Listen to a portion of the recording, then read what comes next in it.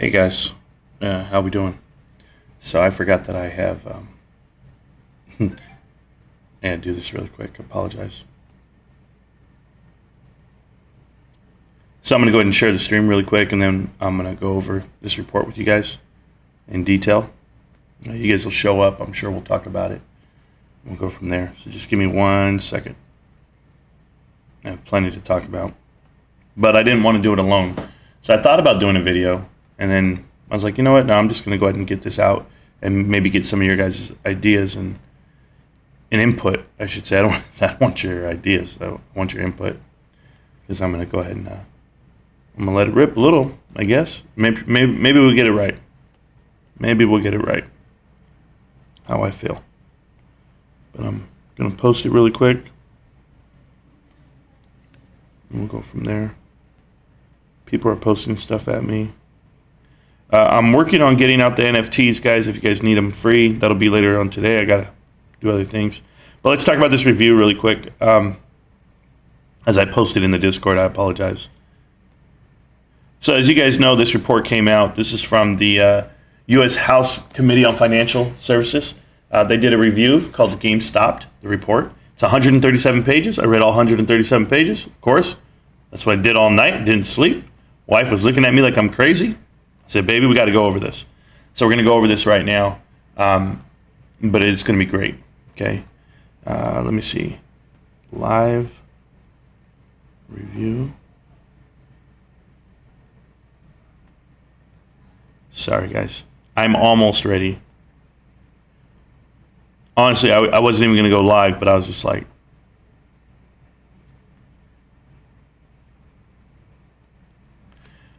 well, let's talk it out, because at least I can get your input.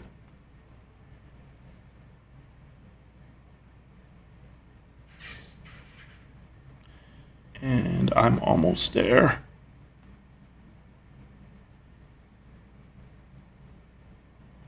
So there's some things in here that did make sense to me. And not that I don't understand it, not by any stretch.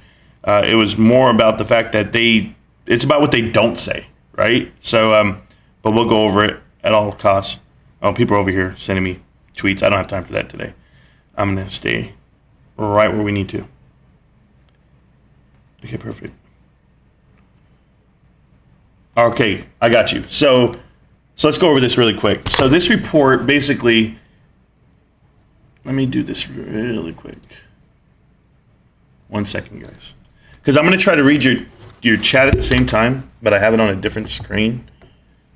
I got to start investing in a better setup for my desk here, man. I need more space. I need like 10 screens for reading all this. All right, guys. This is for us. This is not for other people.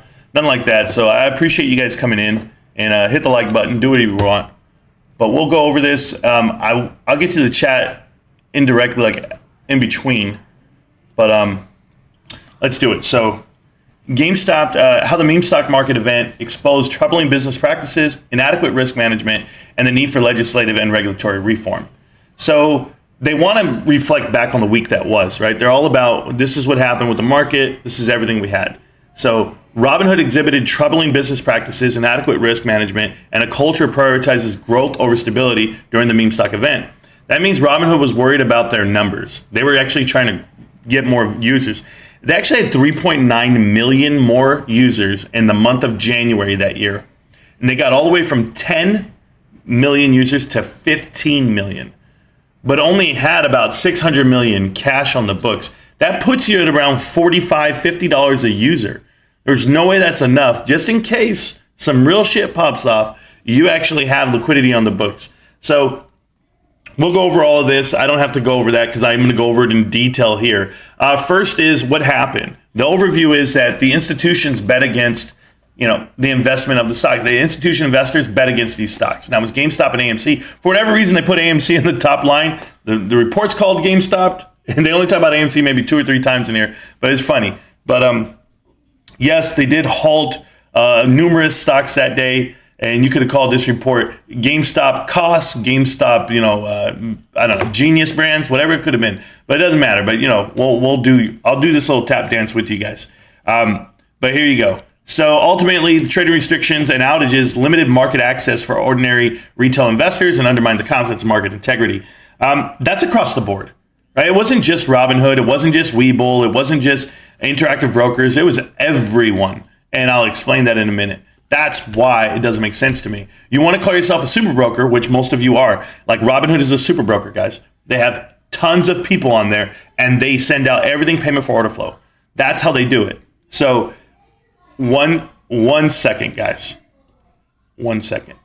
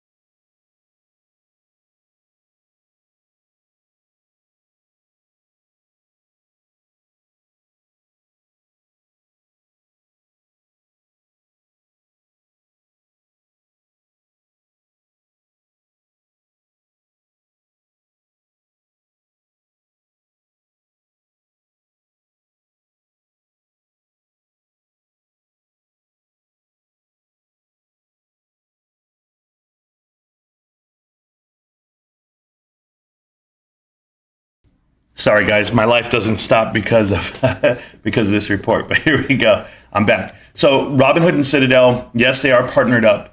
Eventually, everything. Robinhood's partnered up with multiple people. They push all their option orders to Wolverine. Well, a lot of them. They push a lot of things to other people. But anyone who's paying them, they're excited with because they're getting a portion of it back. They actually get incentives to push these orders through, and that's what overtook their greed. And they were stretched too far thin. And this whole report exposes all of that, and I get that part. But this, I don't get, right? Robinhood asserted to the public and testified to the committee that the company was always comfortable with its liquidity. It's a complete lie. They all need to go to prison. This is crazy the way this is all written. And if the committee wrote this, right, the finance committee wrote this, there should be charges for perjury, period, because it's absolutely crazy.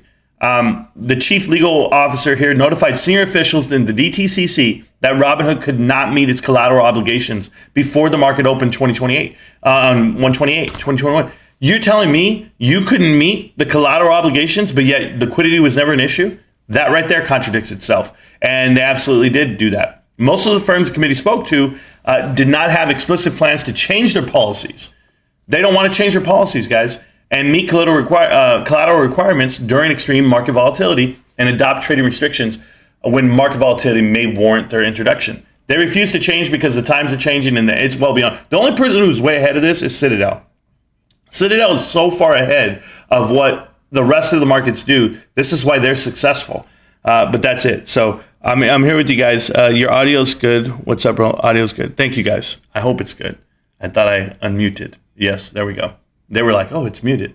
But we're going to go in detail about all this nonsense in a minute, guys. I highlighted this just to highlight the fact that Charles Schwab was telling you that there was an increase in users and that they were all very young and that they only had $500 in their account.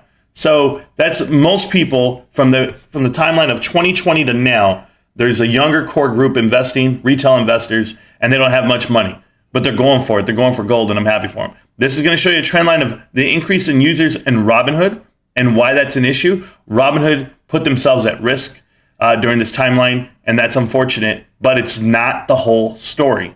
That's just me because I can see the forest through the trees, guys, and I hope you guys can too. So as I go down here, it says neither FINRA nor the SEC have standalone liquidity rules, which is kind of crazy when you think about it. That means no one can really officially get liquidated unless the DTCC or the NSCC steps in. And they won't. They will not step in, and I'll prove it. They do something. The NSCC has this thing called Express Capital Premium Charges. Okay, so excess. I apologize, no edits, no cuts. You guys know the deal. So the excess capital premium charges that they actually put up on people at any given time. Any given time when these super brokers, whoever, it's just a scare tactic. They do not enforce it, guys. And I can prove that right now, because if you're too big to fail, these guys know it. These guys know it. And I think, and there has to be someone giving out the info of like, call their bluff. They can't do shit about it. There has to be, because there's no way that you would legally go like, you know what, man, we got to close this all down. We got to close up the whole shop. And that's not what happened. Many member firms lack a full understanding of how the NSCC excess capital premium charges are assessed. Do you get what I'm saying? They just come out with charges out of nowhere. So that's the way that's going, and I'm happy that you guys are here. So I see you guys are here, and you guys are all there. So there you go. We'll keep going, though, okay, guys? Another thing about Robinhood, they don't trade off lit exchanges. They don't have to, because that's their business model. That's the way they do it. That's the way they make their money.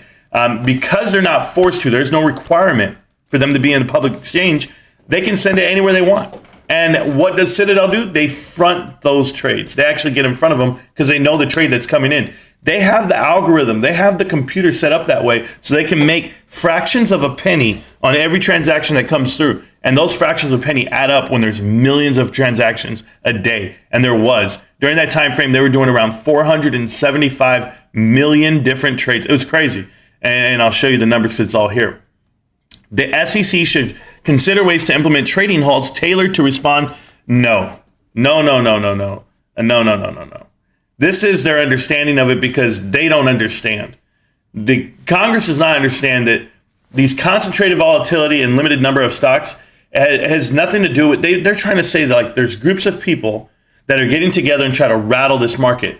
I'm telling you, if they can rattle the market, it's already built wrong. That's all it is. I'm not out here fighting for a fair market. I'm not out here fighting for the truth. None of the above. I'm just happy to be invested with GameStop. But I am going to expose this bullshit report for what it is. Guys, this report, funny timing. I'm just telling you, funny timing. To give people the idea to say, well, there's no MOAS, so let's just stop that right now. This report's telling you it's not even possible. It was never the issue. It's not even the case. Yet a contradictory report came out that said, hey, everything's 226% short, whatever the hell it may be, on GameStop. But this shit is ridiculous. This report tells you to blame people, blame institutions, not the shorters. That even though the front paragraph says they made a bet against those those companies. But you'll see how I'm going through it. You'll see how I get through this. They should adapt the required broker-dealers to make markets provide liquidity and other broker-dealers. That doesn't matter either. Nothing that I was reading there. The SEC should introduce capitalization requirements for clearing brokers. Absolutely. Why don't we? What the hell are they doing? Once look at this, guys, and you're going to read this right now, but once the clearing broker, the clearinghouse, tells you what to do, that's all you can do. That's it. You can't do shit without them. They're the middlemen. They're the ones who actually make the decision whether or not to clear those trades or not. Options is a little different, because options, they give you the night. They give you the whole day to figure out at the end of the day, hey, what am I plus or minus? Am I plus or minus this many sells versus this many buys? And whatever the difference is what you give to the OCC. It's a little different, and that's how this works. But the DTCC is a subsidiary of the NSCC. We get that part. Should introduce clear and written policies and procedures to establish transparency around the circumstances under which the DTCC may waive the excess capital premium charge. Yes, they do that. So they come at you and they say, guess what? The ECP, you got to pay. You know what? You're over leveraged. We need $2 billion. And you're like, I can't come up with that much cash. They literally will waive it for you. That's waiving a margin call. You have a margin call on the books right now for these super brokers, and they literally waive it for their investors. Do you get this? No one's talking about the investors, the ones that actually hold those positions. You think just because the broker processed the trades, yeah, you can process trades all day, but who's benefiting? And I'm going to explain it to you in a minute, guys, because this is crazy what I just read. The problem that I have is Robinhood. It's right here. This is the event. Robinhood, Citadel Securities, and Melvin Capital. It's all the same characters, right? It's all the same names everybody wants to name. That's where they want you to view and keep your eyes focused on. I won't, because it's too easy to play the pointing game and the finger game here. It really is. But I pay attention to more than that. And here's the problem. The first key finding: Robinhood exhibited troubling business practices, inadequate risk management, and a culture that prioritized growth above stability during the meme stock event. So they're going to blame Robinhood right now, okay? You called me a lurker. I see myself as a superhero for justice. Yeah, brother, I see you, man, and you're not a lurker. Yeah, I got you, Clifford. Hey, so check this out, guys. Robinhood did take growth over stability. In my opinion, Robinhood should have not turned off the buy button, but turned off the join button. If they turn off the join button, then you actually limit the amount of trades that are going to go through because you don't have these new subscribers. And as you see this, as you read this report, it shows you that there was 700,000 new applicants the day after the run-up, waiting in queue. They had downloaded the app. They signed up to get approved. These guys were giving them instant approval, funds on deck, and allowing them to use it immediately. What the hell did you think was going to happen? That's my only question of Robinhood. But as I go through this whole thing, guys, this whole text doesn't matter, but this does right here. Robinhood's NSCC collateral requirement charges at the end of December were $72 million. This is what they said. They said, listen, if you have $72 million, you're clear. We did a stress test in December. You're clear. But the truth is, the stress test that they did in January, mid-January, right before the run-up, said, hey, you need to have about $300 million in here. And they go, we're good. We'll just give 72. But they didn't have the requirement for the start of that day. They didn't. And they were just playing with fire at that point. You're skating on thin ice. So there was no liquidity rule, no rule violation, and the firm was in compliance with the SEC net capital rule. So Robinhood, okay to operate. The rules are wrong. Now, Vlad Tenev, who is the CEO of Robinhood, who's an extreme billionaire now. He's a billionaire now, guys. Did you know that? They went public last year. He sold his shares. He sold a portion of his company. It's now a publicly traded company, and he's a billionaire now. Of course, he wanted to make this deal. Robinhood sold for over $80 a share at one point, $70 a share when it first opened. It now is, I believe it's, what is it today? $8? $8. A market cap from $32 billion valuation all the way down to $6 billion right now. If you have your money in Robinhood, if you have your stock in Robinhood, I'm not saying run. I'm not saying be scared, but be scared because holy shit, man. Their market cap's only $6 billion. Somebody will buy out the whole position on them. But $6 billion from 32 to 6 after 1 year because people lost trust in you because you said it was a black swan event. The definition of a black swan event means it's once in a lifetime. It was abnormal. It just wasn't supposed to happen this way. But you're saying the day of is abnormal. January 28th was abnormal. You picked one day. Don't do that. You were skating on thin ice 5 days before, but you had no liquidity crisis. You had no issue. You claimed that it was never an issue. Well, we know it was because that damn black swan event happened, and it didn't just happen. It's like when Mount St. Helens blew up. People knew the mountain was going to go. It's a volcano. You could see the damn mountain growing, and then you saw it collapse and explode. And that's exactly what was happening to this damn stock the whole time frame. So I call bullshit on his assessment. So I know Almo loves Robinhood, but I'm nervous, bro. You know, you can't break the bank over there. I don't know. Yeah. If an SEC member defaults on its obligations, they stand in the defaulted firm's place. Understand, if a let's do this. There's a member of the SEC, right? Robinhood's a member of them. They default. They can't do the trades anymore. They don't have the liquidity to do it. They don't have the collateral obligations to do it. What happens? They actually fault, and the SEC has to come in and take their place. SEC will then liquidate them without a doubt. But they didn't want to do that, guys. And so they didn't do it. The last time anybody did that was in 2014 or in 2011. I believe I highlighted somewhere around here. But that was like Lehman Brothers and someone else. But it doesn't do it here. The SEC requires individual member firms to deposit collateral or margin to protect itself against the risk of the firm's default. So you better go get some cash. You better go get a cash infusion. And they did. Robinhood went and got cash the next week. They raised over $3 billion. But you have no liquidity issues. Why are you raising cash, Robinhood? I'm trying to figure it out. Oh, I know why. But we'll keep going. As you go down this list here, it tells you here the trading restrictions on Robinhood, the two largest components of value at risk right here, which totaled 1.3 billion in excess. And here it is, the excess capital premium charge, which totaled $2.2 billion, guys. That's what they had that morning when they woke up. They had it. Look at this. They assessed a 3.7 collateral charge to Robinhood, 3.7 billion. Well, guess how much money Robinhood had? Robinhood only had $695 million. They did not have the cash on hand to deal with this nonsense. Now, here are the emails and here are the messages. And I've read a lot of these already, but I highlighted some of them because I think triggers that could make us react would be inbound from any regulators. So the guys who actually call them and tell them, hey, guys, you owe us money, they're waiting for the phone calls. They don't even know how it works. They don't even know, because if you read this in detail, they had no idea that they were going to owe this money on anything. They were just like, we have the money. So on January 25th, Robinhood focused its efforts on accommodating rapid growth. Yes, they went ahead and opened up the app and they said, get in here, get your money on our app. And why? Because the more trades that happen on Robinhood, the better premium they get a kickback on.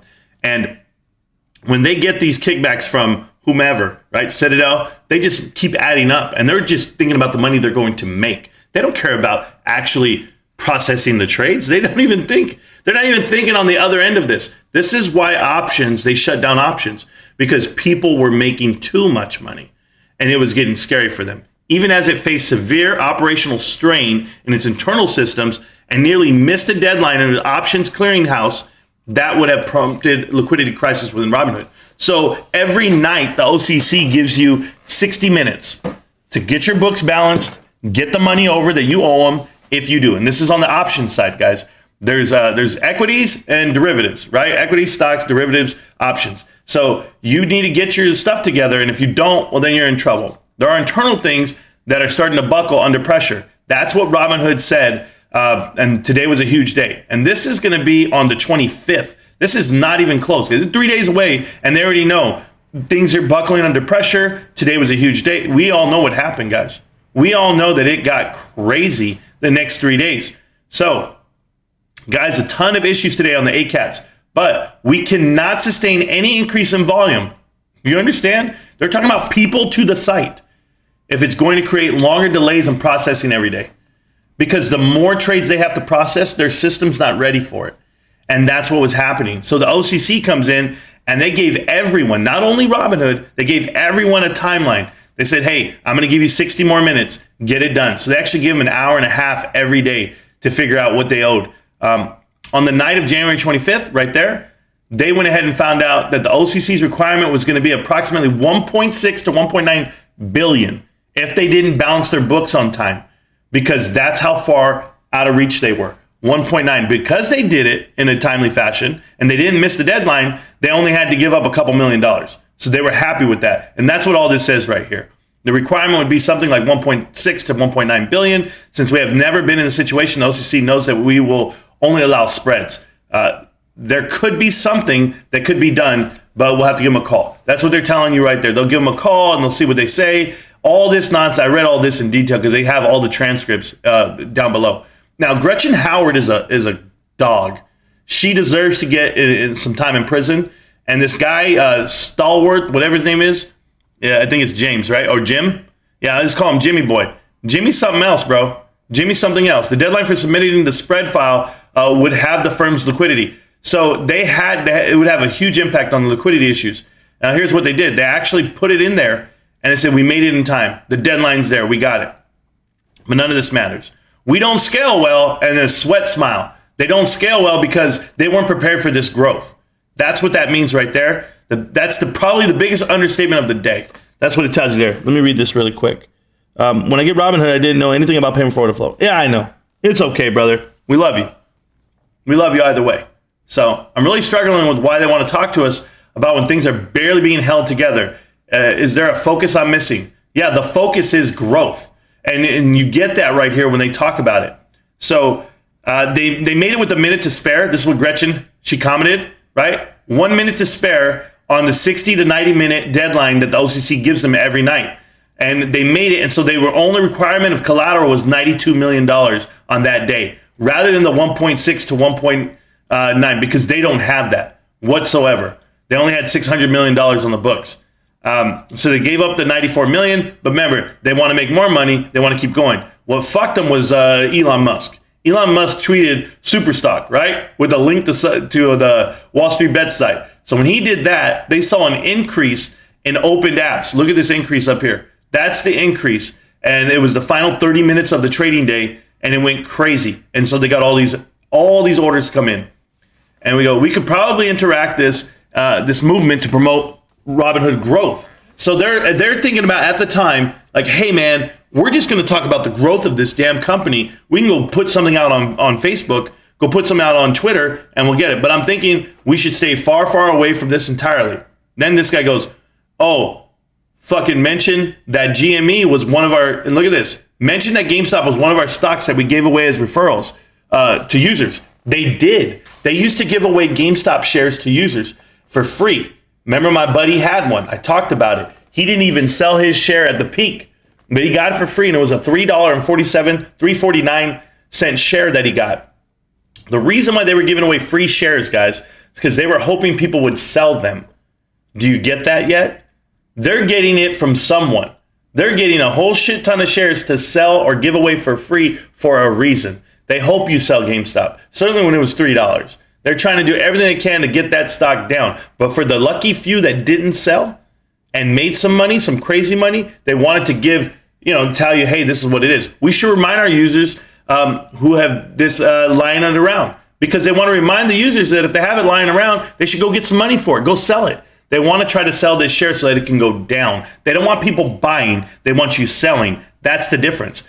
That it's a $200 stock now. Let's go ahead and sell it right now. They want to remind you that they've been doing it. He goes, me thinking that's, I don't want to make that call out to GME at all. I'm trying to imagine the right way to tell customers that we gave them a meme stock before it was a meme.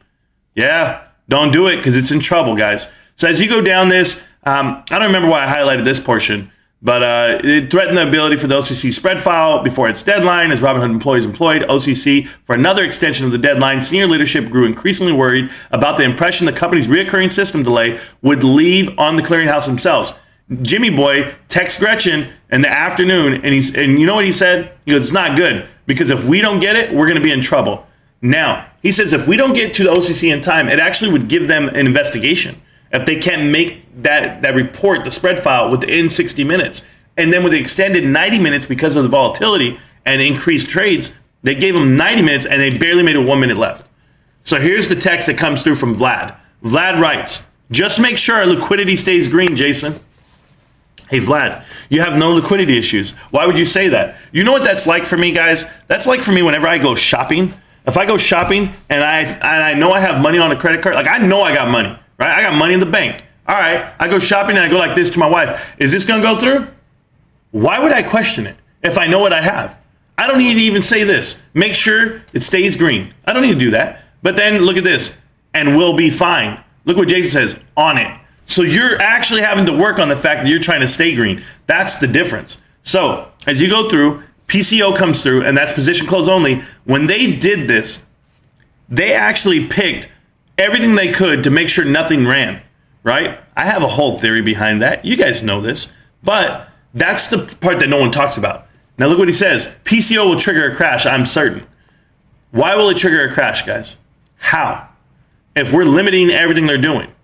Well, it's a bad look. That's what they say. It's a bad look. We're supposed to support retail. This is Robinhood's internal email system talking to you, telling you, we don't want to do it. Now, who told them to go position close only? Does anybody know? I do, because it actually tells you in the report. That's the crazy part. Conflict is brewing. We have to keep the growth flywheel running. So they have to keep people coming in. That's exactly what it says. But if you keep them coming in, what the hell? And why do they have to keep them coming in? Because Webull is right on our tail. They're in competition with Webull, and they're letting that do. You know what? When you let the business run you and you don't run the business, that's where you fail. I'm telling you guys, go run a business and let the amount of people coming into the public, coming into your store, run you instead of you running them.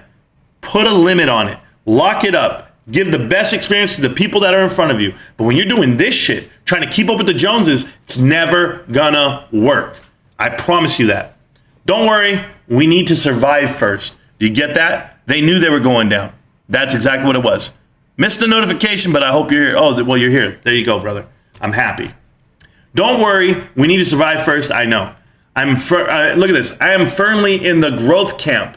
So either you're going to be in the camp that wants to grow Robinhood at this moment in time because you have all the eyes on you, or you're in the camp of we need to survive and we don't want to, expose ourselves to more risk.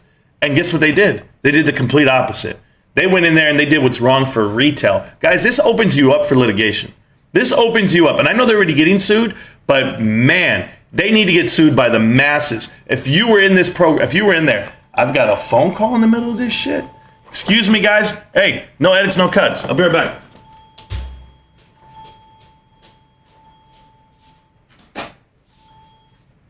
Hey, what's up, bro? I'm doing a live stream talking about GameStop, but I'm going to run across the house to get.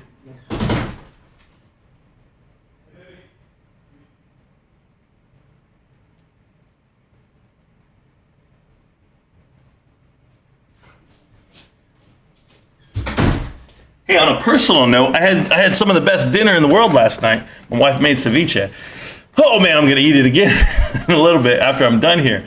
Okay, we need a playbook for what we're even monitoring. So they had no idea what they were gonna do. They really didn't. They were scared, they were nervous, liquidity issues, and then of course, on the advertising side, they're like, hey, we need to get more people. This is our perfect opportunity to get the masses. And he goes, I'm meeting with her. Now, who are they meeting with? They're actually meeting with Citadel. See, Citadel has a female business partner that's in charge of that connection group.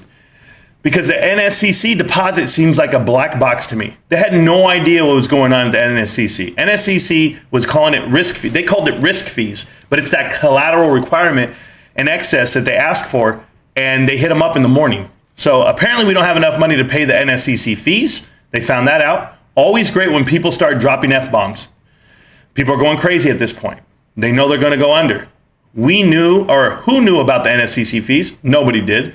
They charge fees. Interesting. So no one knew that works for, they need to fire everybody. Or there needs to be an investigation as far as why they're so ill prepared. From COVID-19, the pandemic, them shutting down completely for a whole trading day because they couldn't handle it, guys. The whole market sold off. They didn't allow it. They wanted no part of that.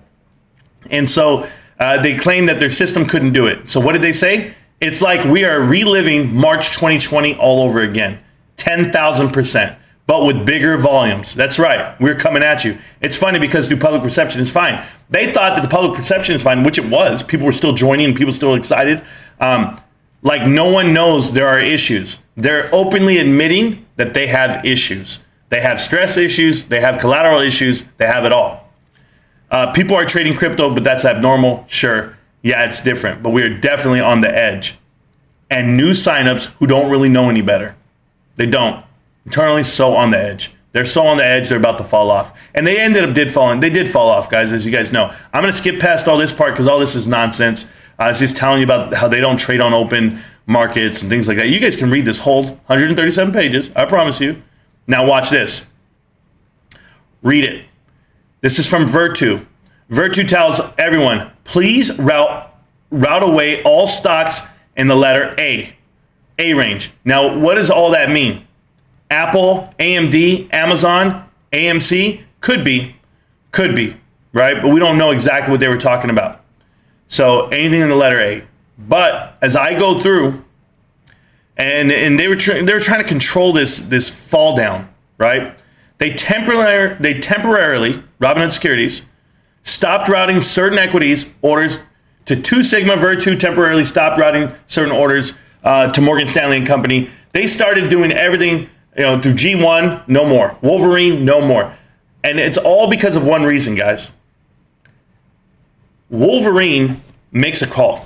Robinhood threatened to terminate their business relationship with the market maker that wanted to limit order flow during the meme stock era to event, whatever. Regulatory financial risk. So Robinhood was getting too big for their britches. They're a super broker. They had so many people coming in, so many people joining their damn site. They told Wolverine, you're going to take this. Wolverine says, I won't do derivatives, but I'll do the equities. Or I'll stop doing equities, but I still want to do derivatives. And you know what they told him? You're going to do both. You're going to do both, and I don't care. And they actually put it up that way. Wolverine emailed Jimmy Boy at Robinhood and to stay Wolverine on the cusp of disaster. Wolverine couldn't handle the orders anymore. They're like, no, we're done. And you know why? You know why they don't want to do them anymore? Because who's short on GameStop? Wolverine. Believe it. Go look at all the filings. We know this part. And the firm wanted to stay in business with Robinhood on the equity side, but the pressure on substantial losses is not good. They wanted to stay in business with them, but then they asked to step out, and they weren't going to allow it. So Wex, who is Wolverine Exchange, okay, I know what blank call was about. Spoke with Wex, is requesting to be 100% removed from the equity route for the near term. Reason given, their compliance team does not want them to be involved with any speculative stocks, i.e. meme stocks, right? I can set up a time for tomorrow and we can talk this further. Remove them from the route. No, they were not having it. There were no regulations required market makers to develop written policies and procedures for such events. No, there's nothing out there, guys. There's no rules. So what happens to Robinhood? Robinhood says, hell no. Wolverine employee relayed Jimmy Boy's message to the CEO, the managing partner, Rob Bellick, to Wolverine. Rob Bellick made an executive decision to continue offering equities market making services to Robinhood because they threatened him. They said, no, we're not going to give this up. Okay?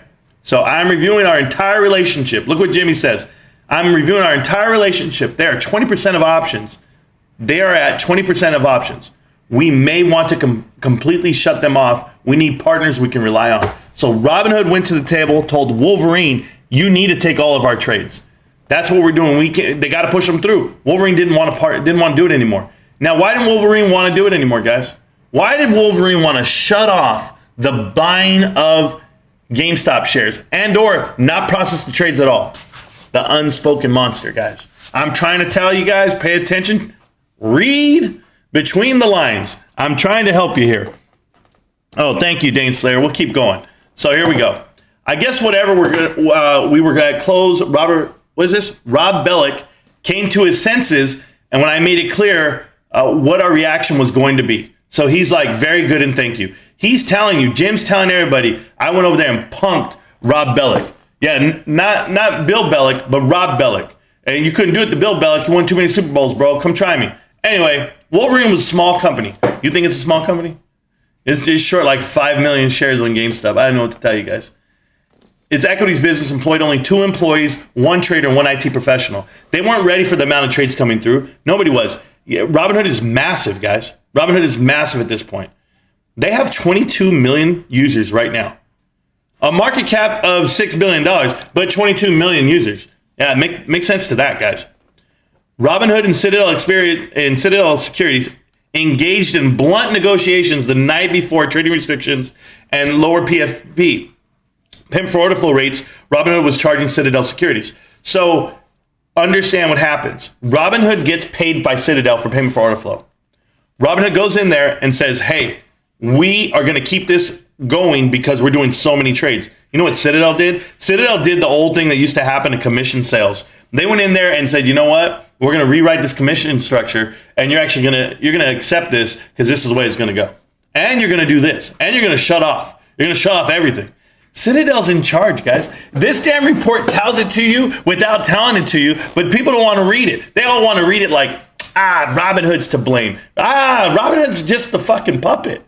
I'm convinced, man, because Robinhood is one portion of the trade.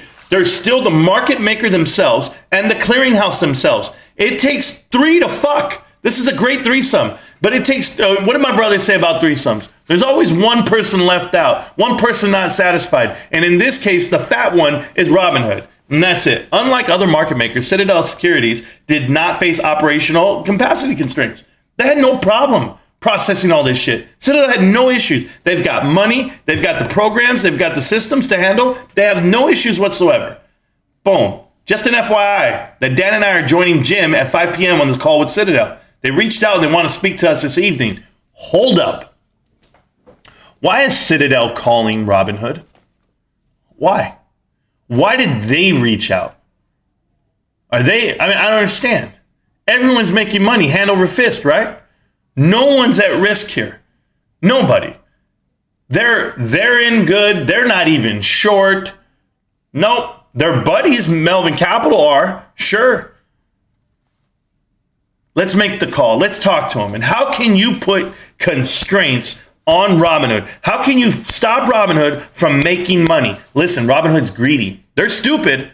They're the stupid young kid at the table. They're greedy. They want to make more money. Let's put more trades through. We don't give a shit. Oh, we have no liquidity? We didn't even know we owed liquidity. We didn't even know that the NSCC can come and get us. We had no idea. Did you guys know? Did you know about the fees, the risk fees? No? You didn't know? Great. Okay. Well, shit. They're on the phone, bro. Who's on the phone? Is it actually Ken Griffin? No, it's not, because it's the mafia at this point. Ken Griffin's having somebody else talk for him. Watch. I'll show you. It says we're going to meet with them at 5. They reached out and want to speak to us this evening. We believe that they're going to make some demands on limiting payment for order flow across the board. We won't agree to anything, but wanted to give you a heads up. Vlad says, okay. Okay, we won't agree to anything. But Vlad knows about the meeting. And furthermore, they want to limit payment for order flow. Do you know why they want to limit payment for order flow? So you don't process so many goddamn trades. Because they can't have this shit going out of the park. Well, we'll go. Maybe this would be a good time for me to chat with Ken Griffin. Maybe. But Vlad, you can't hold Ken Griffin's fucking jock, bro. You got 1 billion. He's got 30. Let me know when you make 30 companies like Robinhood, then you can go ahead and talk to Ken Griffin. You couldn't sniff him if you wanted to. But you're like, maybe we should talk. Yeah, no one's going to let that happen. Ken Griffin doesn't talk to anybody. Ken Griffin's the dude at the table that whispers to somebody's ear. That person goes to a payphone. Yeah. There's still payphones somewhere in Chicago and Miami, and then they're out there doing that shit. That's the way it goes down. Wolverine, GME options market maker. Yeah, thank you so much, Stephen. I appreciate that. Yeah, with one computer and 2 dudes. Can you believe that? Wild. The OCC is something different. You'll get all that right now. Say, I know what you said about GME and AMC, but all are complaining. Saying they haven't decided, but they think they want to limit payment for order flow on one or both symbols. So they thought, okay, well, we should just shut these 2 down. These 2 have a lot of momentum going. Well, we're going to end up doing all of them because we don't want to get caught. Skyrocketing payment for order flow rebates being calculated for GME and AMC. Do you guys know why? Do you know why? Who owns AMC at this point? Guys, stop and think for a second with your tinfoil hat. Who owns AMC at this point? Mudrick, Silver Lake, Wanda, institutions, shorters, bad guys, because they're trying to gut the shit out of it. They went and got Adam Aaron to dilute the stock to infinity. 400 million shares at $0, just trying to fucking go. Yeah, that's exactly what was going. They thought it was going in one direction. Yes, retail picked it up, did a trust fall. They got them going again. But they knew exactly where they were headed with it. This is how they're trying to get there. But hey, what do I know? What do I know about the long side of AMC? I don't know, guys. I won't even talk about that here because this report's not about AMC. I know people think it is, but it's not. She always has something to complain about, and they're talking about Citadel's head cheerleader. She's in charge. Payment for order flow, POF. I hate saying it that way. PFOF, whatever. Rebates and cap payment for order flow rebates for GameStop was at 0.003 per share, radioactively, to January 25th. So they made them agree to go get retro back on what they were paying. So they didn't have to pay them so much. Robinhood had no room to stand on. They couldn't do shit, dude. Look at this. My point, if we do or we don't adjust, it should be the same for all. Sure, the same for all. So they're going to do the pricing model for everything they do. We can route away from Citadel if she doesn't like the new pricing model. The others will be happy to take it at normal rates. So they're trying to play big ball, big bank, take little bank on on Citadel. Guys, I have a theory here, and you hear me out. Who has more control on this whole goddamn world? Who's the evil genius? Who's Wizard of Oz? King Griffin. Okay? I'm just telling you, you don't become one of the richest men in the world in this industry by taking little punks like Gretchen and Vlad, and they're telling you, oh yeah, we're going to take our trade somewhere else. Do you know what the fuck they do? They make a phone call. They make a phone call, guys. They call your bluff. Yeah, they played the ultimate game of chicken, and I've got it here in this damn report. I wish people could see this shit happen in real time. I read this whole thing, and it makes sense to me in one direction only. Here's the phone call. Here it is. Before the market opens on Monday morning. Hey, I'm Citadel. I'm saying, oh yeah, you don't want to take it. You want to send trades elsewhere? Well, guess what? You ain't gonna be able to do shit. Because here we go. At approximately 5:11 Eastern Standard Time, they got a phone call. They received an automated notice that said the NSCC are requiring $3.7 billion right now. Go get it. Given the fact that they only had $700 million, they had to go find $3 billion before the market opens. Yeah. Now who's who? Now what's what? Now who's sweating? All of Robinhood is sweating. They're sweating their asses off, guys, and they can't find it. They can go get credit. They had credit. They had everything. They were going to go pull it. And guess what happens? You'll never believe what happens. Well, you will.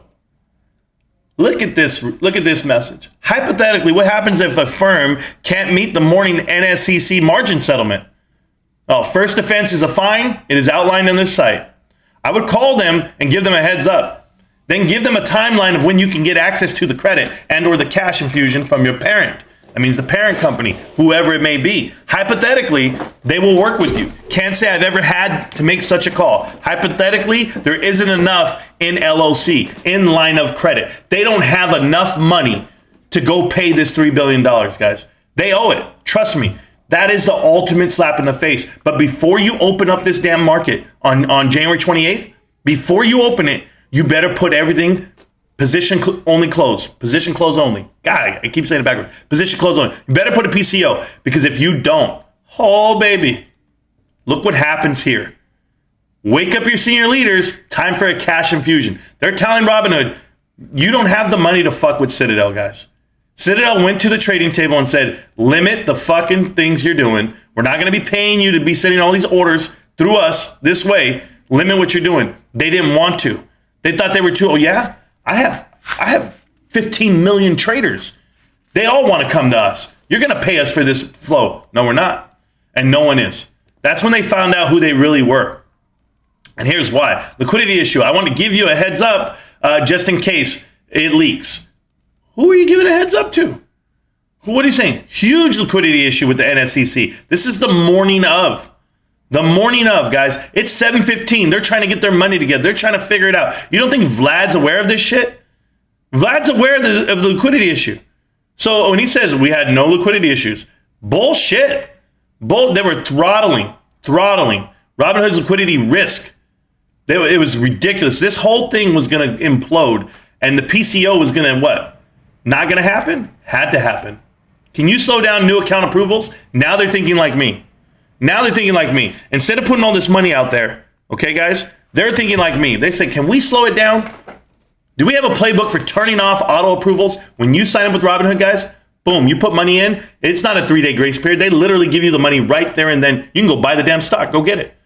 Go put in $1,000, $2,000, and you get margin. Oh, yeah. When do they turn off margin on GameStop? Don't worry, we'll go over that too. But, guys, you can do whatever you want in Robinhood. It's a flash in the pan. It is fast. I love that app. I was sad to leave it. But, T. Rowe Price, I got to make a phone call, wait 3 days. I got to do some crazy shit to even buy stuff. Fidelity, they're a lot better now. Back then, they were trash app. We can turn it off and bring it down more. Yeah, they look at this. The throttle's on. That means they were not giving instant approvals during that timeline. How big? We may need to turn it up. And what does that mean? That means how big is the throttle? And we may need to turn it up. That means that we need to stop letting people get in here. Okay, we're having major liquidity issues. This is Gretchen. She's in charge of the whole goddamn company. Is there a channel where you are discussing how much you throttle? Look at this. Oh my God, we are having major liquidity issues. Guys, I don't know how to say it any better than that. Right here. This is the problem. They're all claiming they had no idea. Was Gretchen not talking to her boss? She needs to get fired tomorrow. The decision to throttle down new account creation arose spontaneously on the morning of January 28th. So just out of nowhere, right? We're just out of nowhere. We're going to change what we do, guys. And why? Because they had 300,000 customers awaiting approval instantly. Later on that night, what did I tell you the number was? 730,000, guys. 730,000 accounts were open at risk. They were waiting to get approved so they could go buy some stock. But guess what was going to happen? They were not going to let them buy the stock. They are already doing PCO. In addition to that, you'll see what happens. Notified senior officials that the DTCC, that Robinhood could not meet its collateral obligations before the market opened January 2028. They notified them, guys. They called the DTCC to tell them they didn't have the. What the hell is the problem? How is Vlad not in prison or up on the hill somewhere testifying to this? Everybody knows when your chief legal officer is contacting the DTCC, you better know what the hell's going on. They're just not making phone calls. They got to let you know what's going on. And if that's not, then they have too much oversight. I mean, just whatever it may be, right? So we'll go back to it, guys. I'm going to keep scrolling down because all this is just little talk here. Nothing real, not until it happens. Dan Gallagher from Robinhood called to say they received about a $3 billion call at 10 a.m. So yeah, they need $3 billion. They've been talking to blank, but would like someone to call Jimmy Boy, president of the damn firm, to discuss a way forward. He suggested they have $600 million, but $3 billion is problematic. Oh, we know it's problematic. We know you don't have it. But here's the problem, guys. Here's where it gets crazy. $3.7 billion is a collateral deposit requirement, okay? Now watch this.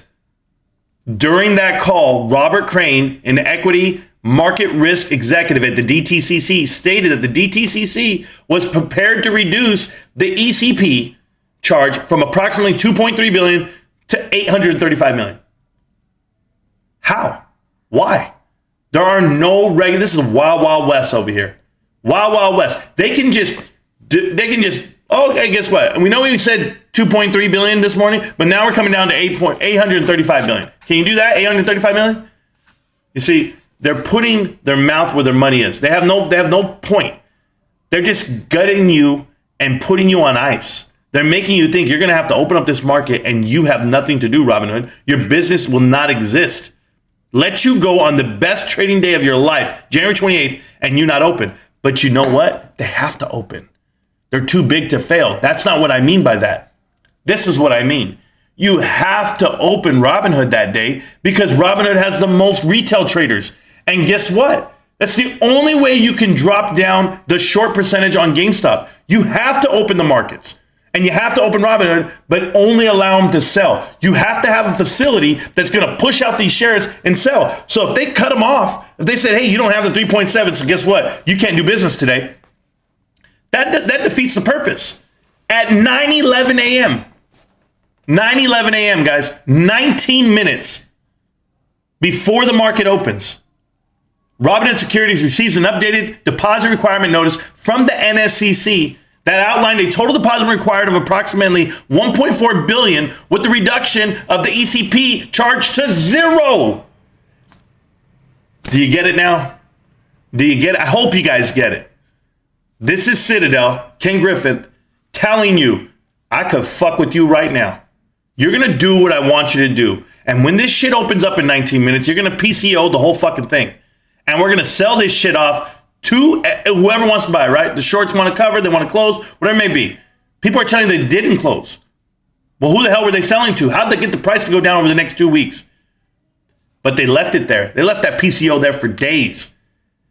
That's what happened. They scared you with 3.7 billion. Vlad, you got your nuts kicked in, and then they got it all the way down to zero in a matter of a minute. In a matter of a minute. Think about that. Who has that kind of power? Who gets to make these phone calls? And if that's the case, NSCC, how are you getting your excess capital premium? How are you calculating that? How do you go from 3.8, 3.7 to 2.3 now to zero? I don't understand, or I'm trying to. There was 6 NSCC members firms generated the ECP charges that morning. There was 6 of them. We were one of them. Well, I want to say we. Robinhood was one of them. When the clearing broker cannot deposit required collateral, the member is in default to the clearinghouse and the NSCC may cease to act.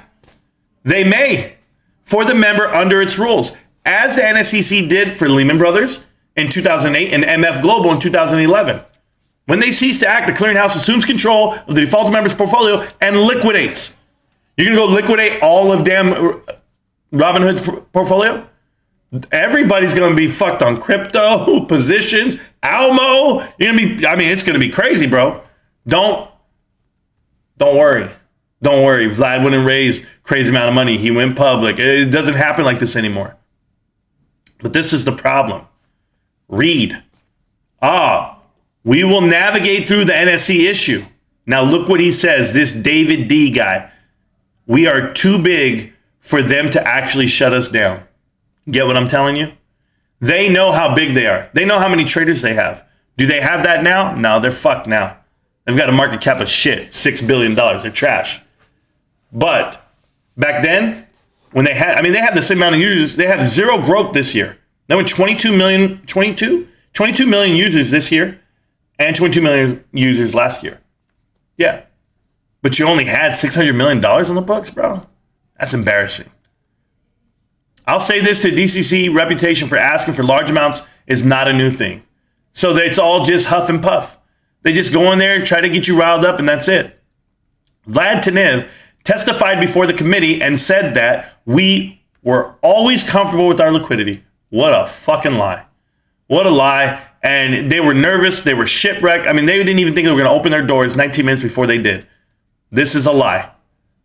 I stand by my statement. The tradition, let me read this whole thing to you. Chairman Waters, you know I'm not a big fan of her, but whatever. Mr. Tenev, you explained that Robinhood restricted transactions in certain securities to meet demands coming from your clearinghouse. We'll get on that in a minute. And yet on January 28th, you represented to the media that there were no liquidity problem. Isn't it true that being concerned about having enough capital to meet deposit requirements, isn't that a liquidity problem? Can you just answer yes or no? What does he say? Chairman Waters, I appreciate the opportunity to address that. Just yes or no, Ms. Waters says. We've always felt comfortable with our liquidity and our additional capital at the Robinhood raised. He's talking about after the fact. She then says, please answer yes or no. We've always felt, reclaiming my time, I don't have time for this. I just need a yes or no answer. I stand by my statement. The additional capital we raised wasn't to meet capital requirements or deposit requirements. What a fucking lie. Guys, you know what's true. Just make sure our liquidity stays green. Why would you say that? Why would you say that if you knew that it's not an issue? But then you went and raised it a week after? This was the week. This was the week that we're going to raise $3 billion.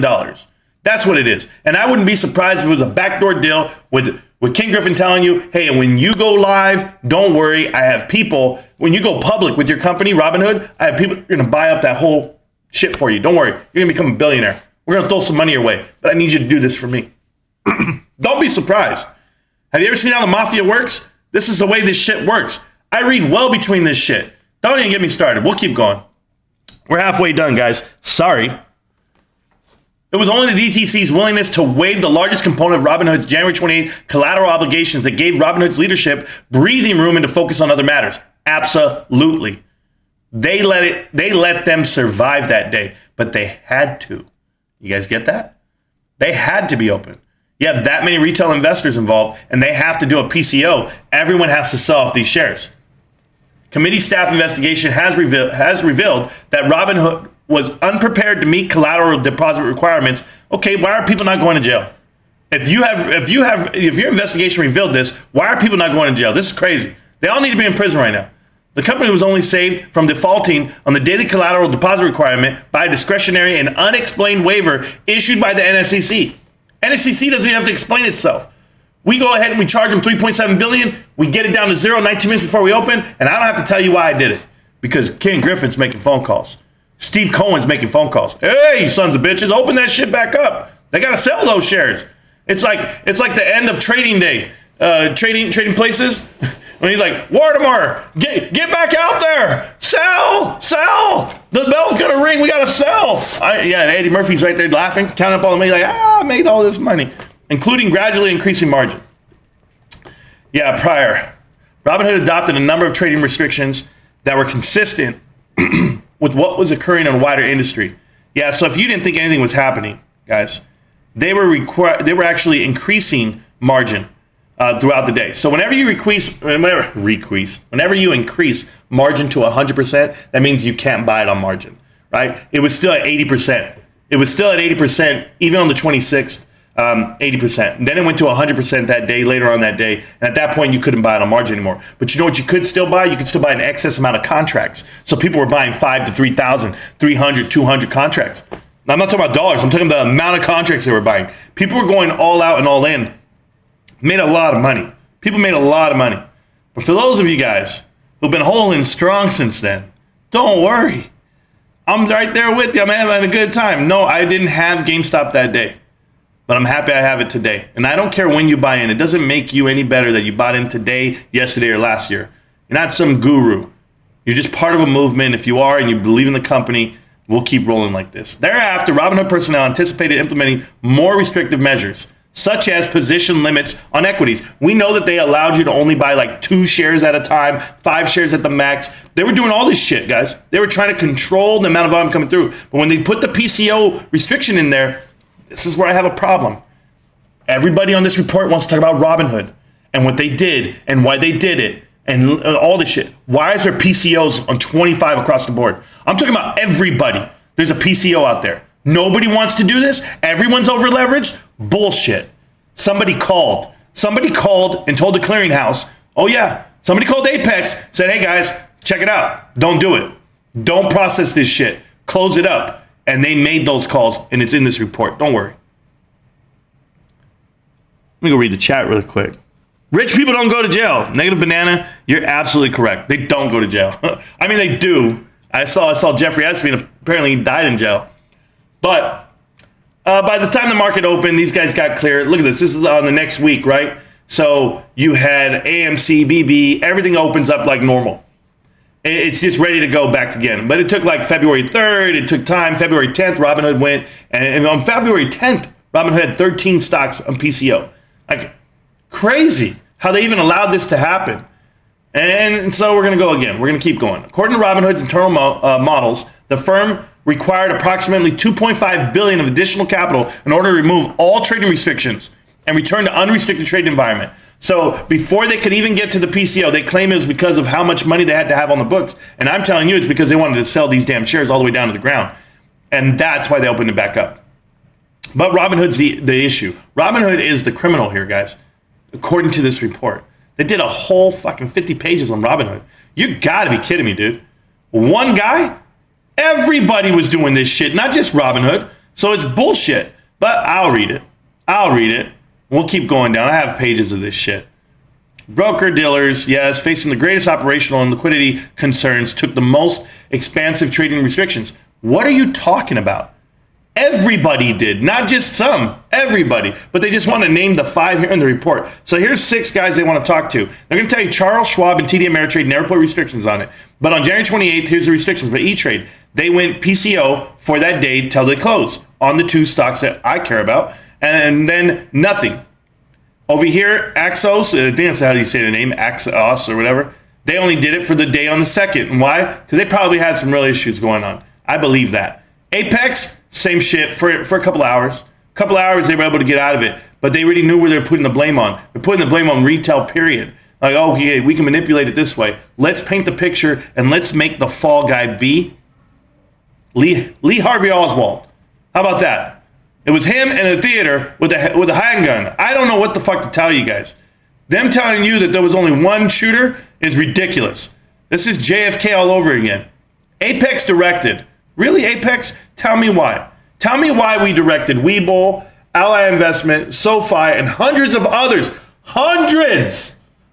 firms that cleared through their trades through Apex to prohibit purchases of certain high volatile stocks.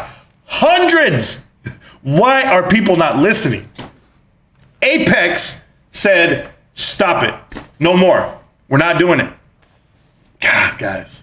Trade Zero, Marcus by Goldman and Sachs, Stash, Tastyworks, M1 Finance, Betterment Securities. These guys told everybody, we're not doing it. We're going close only. You guys think it's Robinhood? No. Absolutely crazy, man. Absolutely crazy. But it's okay. We'll keep going. You guys can read all this in detail. Here's Webull saying, okay, we're going to close it. No longer restricted now. Now they're open. Now look at this. Please note that we no longer allow clients to open new positions in the following 3 stocks. COS, GameStop, and AMC. Get it yet? building a narrative for you. It's okay. They distribute an emergency update to each of its introducing brokers. They're called introducing brokers, and these guys are the actual clearinghouse to it. Guys, Trade Zero, I believe, is the one who didn't want to do it at first and then did it after the fact, and then they got fined, right? Didn't they just get fined for it? You guys can confirm that for me. But welcome back to the chat, to the channel, whatever. I'm pissed off at this whole report, guys, because it's all bullshit. This is the bullshit that the government does to just point fingers and point blame. Well, it was Robinhood, it was the NSCC, and it was the DTCC. Why? How about that? How about you tell me why? Why did all of these guys do these steps? NSCC makes no sense to do what they did. The OCC makes no sense to do what they did. They don't have to do it that way. They don't have to give you an extra 30 minutes to get cleared. Why the fuck are we moving the field goal post? We just can't get black and white here. There's gray in bylaws. There's gray in legality. I don't understand. Somebody help me here. Get some pre-court on this shit, because apparently they like to vote on shit too. Under the NSCC rules, the clearinghouse has discretionary authority to issue an intraday margin call. Great. To any of its members, demanding that a member of the firm deposit additional collateral and adequate margin. Now check this out, and manage overall risk of the member's firm and trading book. Listen, anybody remember what the OCC did? The OCC in May, this is May of 2021, required every member, they have 185 members, just for face fucking value, they required every member to put in an additional $3 million on the books. $3 million on the fund under their name. Every member.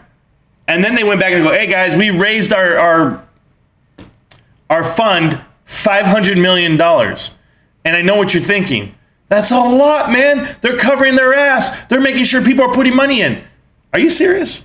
The fund's already worth $100 billion. They asked for $500 million. What the fuck is $500 million going to do on $100 billion? It's all cement. It's all for show. It's all for show.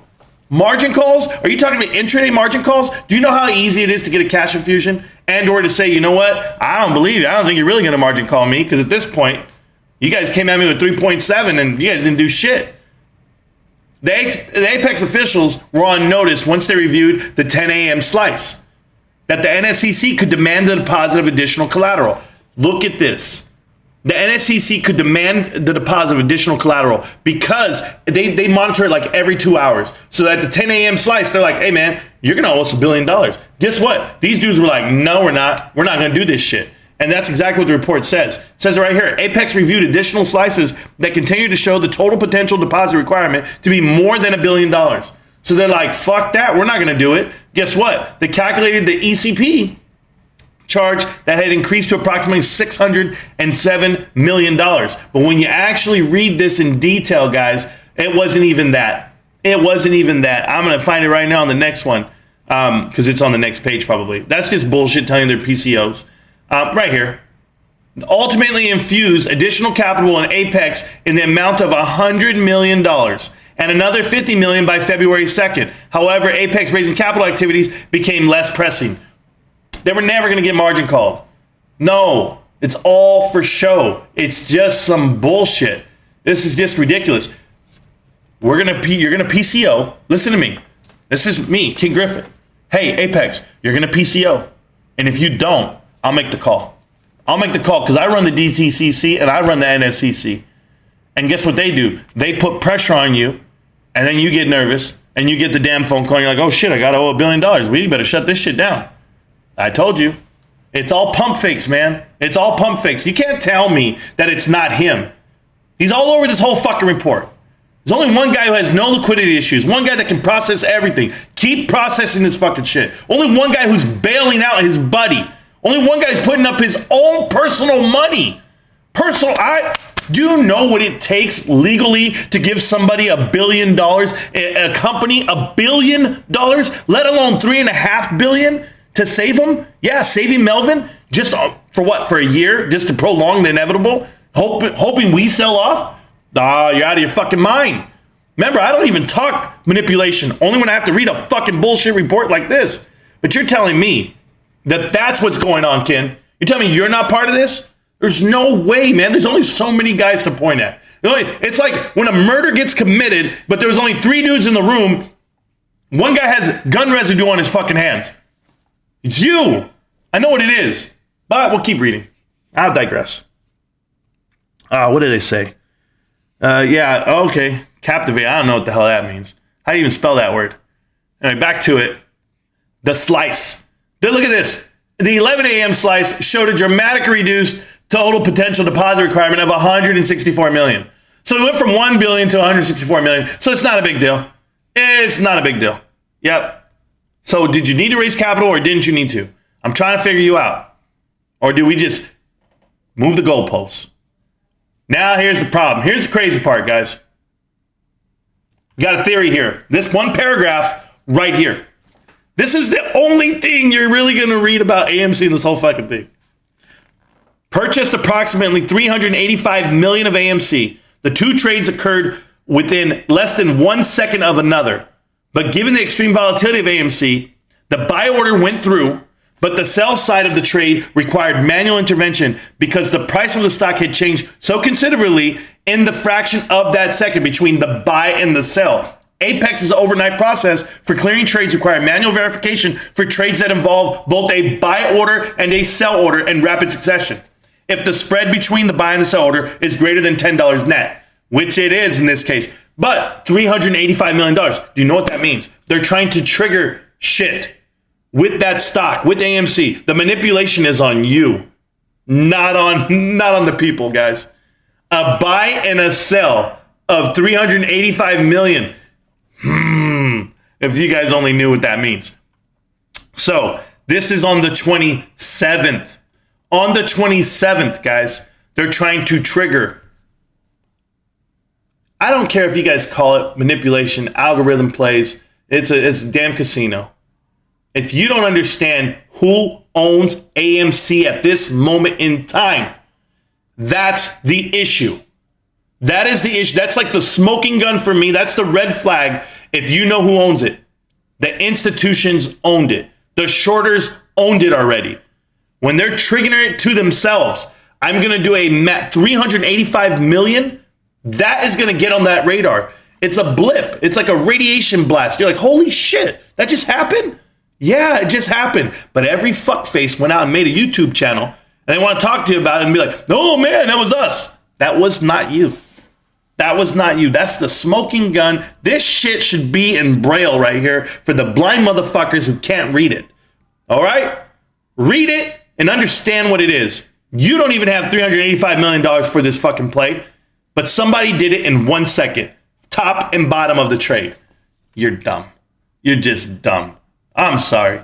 I'll say it. I don't give a fuck. People, oh, your delivery, Marantz. Oh, you're so wrong. I'm wrong. $385 million in one trade, and I'm wrong? Good luck. Good luck. I don't care about that part. Oh, man, it's crazy to me. Yeah. Moving the goalposts. Oh, yeah, man. Marantz for president? Nah, probably never. Charles Schwab. Look at Schwab. Smart guys. Charles Schwab.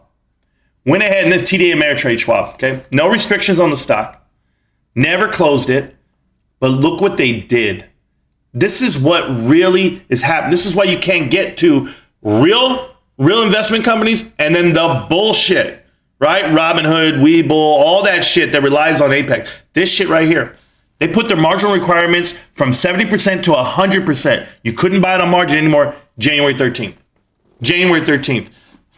Fuck whatever the butcher says about executive orders at the moment. I've done the homework on it. I went and read them. I was excited until June 3rd really came. And I was like, oh, it didn't really fucking happen. Oh, well, reading into this right here, these guys fucking did it before then. They put the requirements all the way to 100% so you couldn't do it. And they knew what they were up against. Were they over leveraged at any time? Anybody get a phone call about Charles Schwab? I didn't think so. TD Ameritrade? Nope. But what did they do? They put restrictions on the amount that you could buy, and that was under their risk assessment, their own risk assessment. But they had other things to look at, guys. They were doing Tootsie Roll, Fizz, Fossil, iRobot, U1, Urban One, Naked, lot. There was a lot of shit going on, but they never took away the 100% margin requirement that was in place. It was still in place as of April from the following time. I don't even think I could buy margin right now on GameStop. And it's not even a volatile stock. It's a value stock. Get at me. Man, I need to go find out. I might start doing margin. I just might. You guys don't know my life.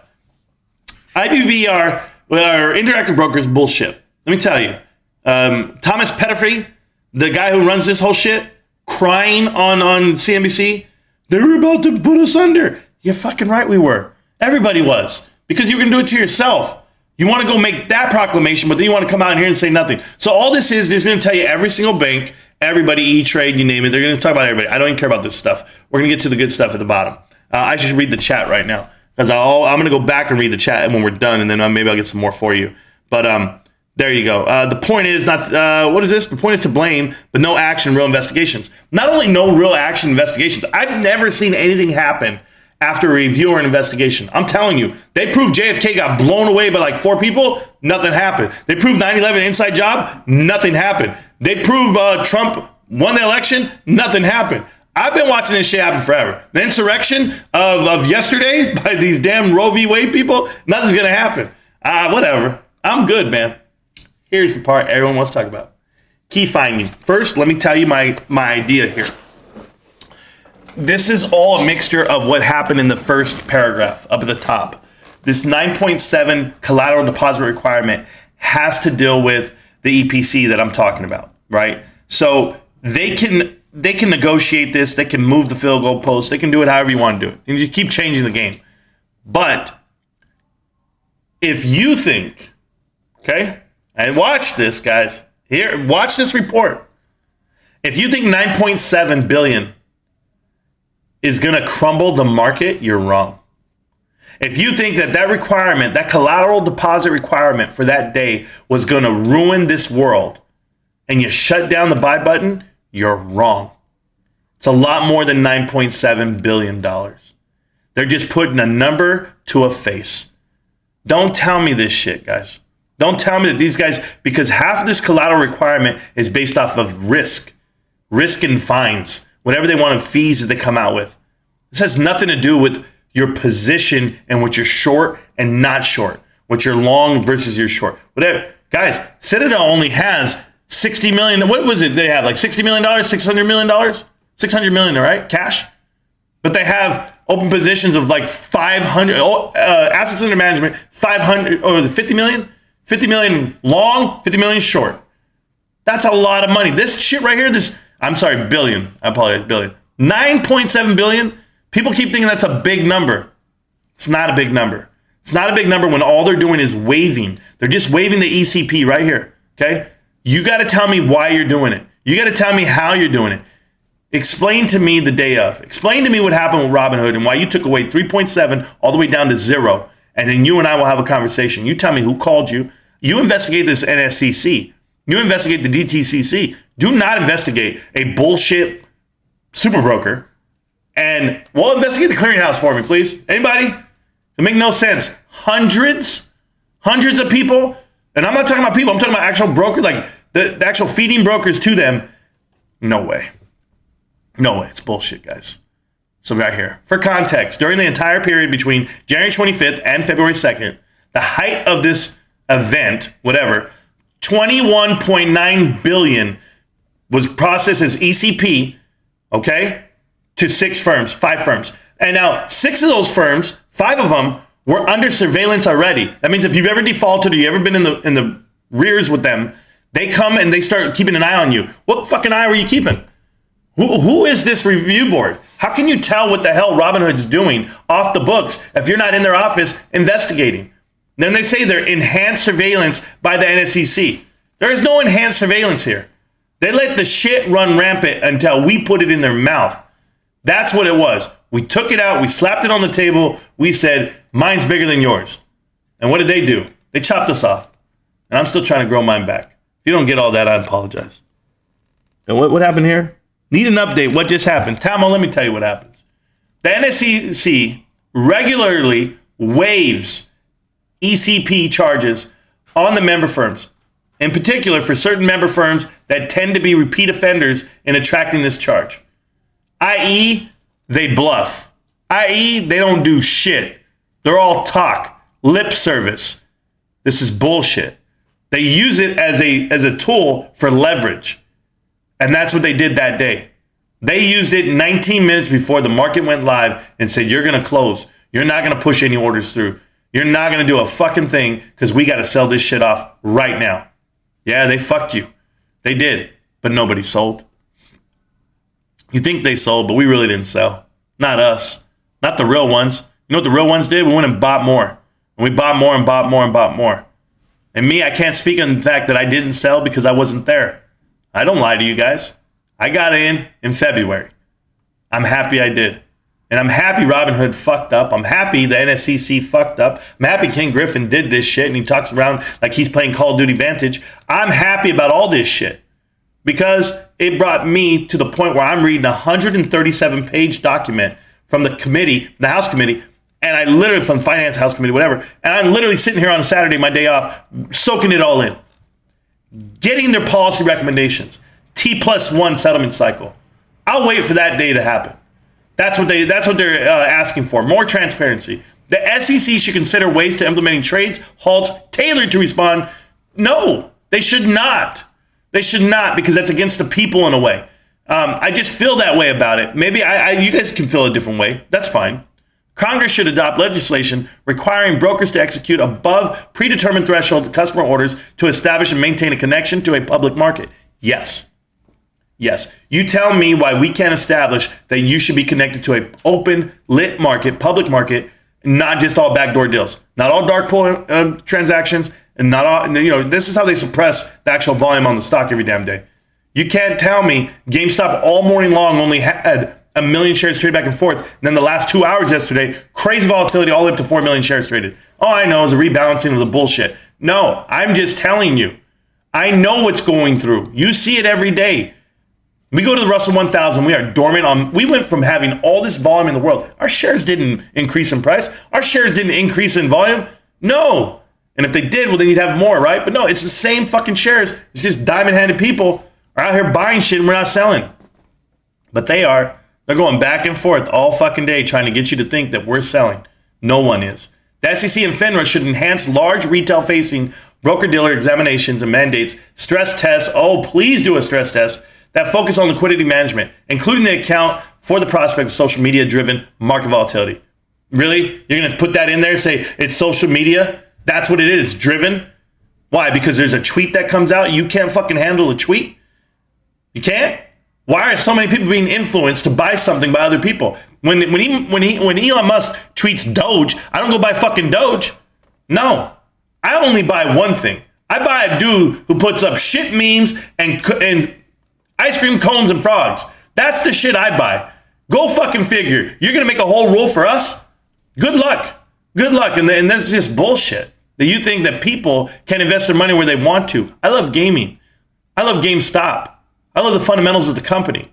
But this report was made to manipulate all the fucking people that are huddling around a TV right now doing this. My stock's manipulated. My stock is short. I'm going to be rich. I'm $500,000 a share. Oh, man, Adam Aaron's a silverback. Did you see that homeless dude? They snuck a homeless dude into the movie theater. Tell me. I'm going to tell you something. You know what, guys? I'm going to give away a secret right now. Not a secret, but the truth. I have seen a CEO of a company walk into a store, okay? Walks in, buys the products, pays with his own personal credit card, walks out. You know what Adam Aaron does? He walks in, he gets free fucking popcorn and drinks. He gives it all away for free to everybody. He sits down, he doesn't pay for his movie ticket. Oh no, he does not. He's entitled. And then he sits there in his fat fucking ass with no belt on, and his gig line's all fucked up, his hair is gross, and he sits there and he watches a movie. And then he tells you, give me more money. I wish people knew how to really feel about that. You emulate your leaders. It's gross. Whatever, I'm back to it. Huh. But if you're in it, I hope you make money. Yeah, what was this about? Nothing. Yeah, oh, this one's a good one. The DTCC and its subsidiary, NSCC, whatever, should introduce clear written policies and procedures and establish transparency around the circumstances under which the ECP charge may be waived. Such decisions should be subject to review by the SEC, without a doubt. Tell me why you waived it. Tell me how you did it. Tell me why. It's like telling an employee, if you're late, I'm going to fire you. You're late? Come here. Let me pull your ear. Come here. Come here. Sit down. I'm going to make you answer phones all day. Remember what I told you? I grew up doing construction my whole life. My dad, you were late to work, they sent you home. You didn't get paid that day. These guys are out here saying they're going to charge you a fee, telling you they're going to put the clamps on you, and they do nothing. They do nothing. All lip service. I think that's a whole report, guys. I might have one more thing. Oh, here we go. This is the hearing that happened on the Hill. All of these people have one thing in common. One thing. GameStop. That's what this is. This report is to get you away and tell you, hey guys, they fucked up. Yeah, they were over leveraged. They were out of pocket. But there's no manipulation here by Citadel. Nobody's pointing fingers at Citadel. Citadel's the good guy here. They had no liquidity issues. They were just trying to do trades. They went in there and agreed to even pay Robinhood less. They were telling Robinhood, please stop doing what you're doing, you greedy sons of bitches. That's how Citadel's coming off on this report. And I'm telling you the complete opposite. You tell me who the fuck was making the phone call. Who made the phone call to tell them, you owe this much money. Oh, wait, you don't. Let you open, but you're going PCO only. And that's everybody. They told Apex, you're going PCO. Go tell all 100 of the actual brokers that come to you and process trades through you. You're not going to clear any of it. No buy orders. Certainly not on options. We're shutting you down on options from the jump. Guys, options expired that week on the 29th. Yeah, the 29th. How many do you think? How many do you think went through? None. They stopped you from buying them. People were going to buy up every fucking thing. They didn't let it happen. Gamification. Everybody wants to go around this word and tell you it's confetti and the thing, and they're making it so colorful and beautiful. Don't be so naive. Don't be. They're going to make you believe that they're stupid, aka dumb money, like Matt Kors is going to tell you. There's dumb money out here invested. And then it's like a mockery on the word, but no. There are hardworking, red, white, and blue-collar workers right now invested in GameStop. We don't have time to look at the charts all day. We don't have time to watch my damn live stream all day because we're fucking working. We're in attics. We're in yards. We're in we're in farmland. We're in a building somewhere. We're running something. We're doing something. But we're making a difference in this world. We're not just sitting here vegetating, asking for a fucking handout like, oh, this is going to explode tomorrow. When is it going to explode? And if that's you, go get a fucking job. Get your shit together. You need to go get more money. Please, go make more so you can buy more. This is why I tell you, don't send me super chats. Don't do the shit to me, man. I don't need it. I'll send you everything I can. Everything. T-shirts, gifts, prizes. I'll give you all the content in the world. I'll be live on Twitter when I can. I do all the NFTs for you for free. Anything I can do. Give you my time and my effort. And why? Because I want you to give it to yourself. You deserve it. But you need to go out there and understand what the hell you hold. You hold a company that people want to do reports, 137 pages of telling you who's at fault and who's to blame. And it's the greed of one broker. It's the greed of one clearinghouse. It's the lies of one CEO. Nowhere in here in this report does it say Ken Griffin, other than he was on the Hill. Nowhere does it get a quote from Ken Griffin. Nowhere in here does it say this is who the villain is. AMC, hey guys, you want to use this report as your DD, go for it. Because there's no Adam Aaron shit in here. There's none of that, right?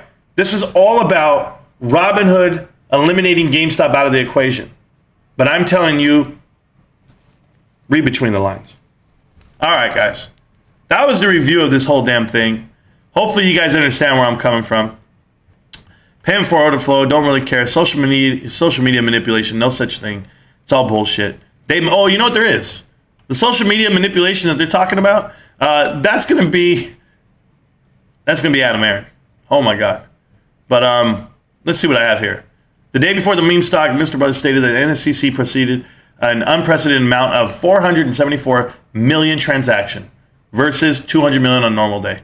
You think we're back to normal days? I think we are. I think we're under normal days. And I think they know that. Guys, the shocking part of this whole story is that chances are, this is the truth, chances are they have it under control. Chances are they know how to get in and out of this position, this play. Yeah, I'm being real. But doesn't change what the fuck I'm doing. Not one bit. I'm involved in a great company. And chances are they're wrong. And according to another report that just came out, a year ago? They didn't close.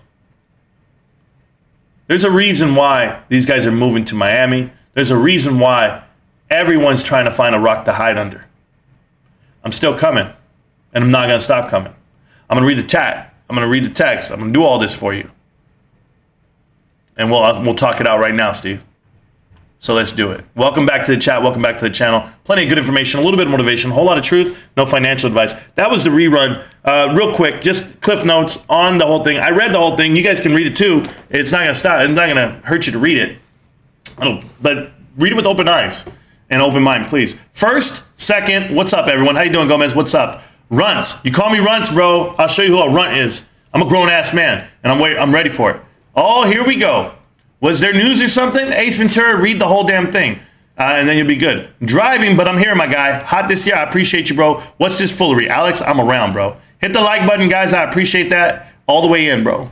They bring the report out the day with another huge news so people won't see it. That's the point. Now you understand. Yeah, the Roe v. Wade comes out and this shit comes out on the backside. It's not even going to make the news. No one's going to talk about it. We know GME is not a meme. Absolutely. Wife her up. I smell cats. There ain't no cats around here. Well, they're jumping over here, but they're fine. Shot wrong chat. What the hell does that mean, bro? Wife her up? Oh, my bad. When you want to watch Morant's, but you're about to shit your pants, diarrhea. Oh, God. Did you save that one up all week? That one's pretty good, though. I've been on Twitter too long. I can't communicate without memes. DH, it's okay, man. Lock up Vlad, without a doubt. No, audio's not cutting out. I had to take off from it, but I'm back, bro. What up, bro-in-law? You know, Elmo's here. You're here. Everybody's here. We hyped. Citadel is gross. Hit the like button. Hit the like button, yeah. Buy and hold. I'm still waiting for questions, bro.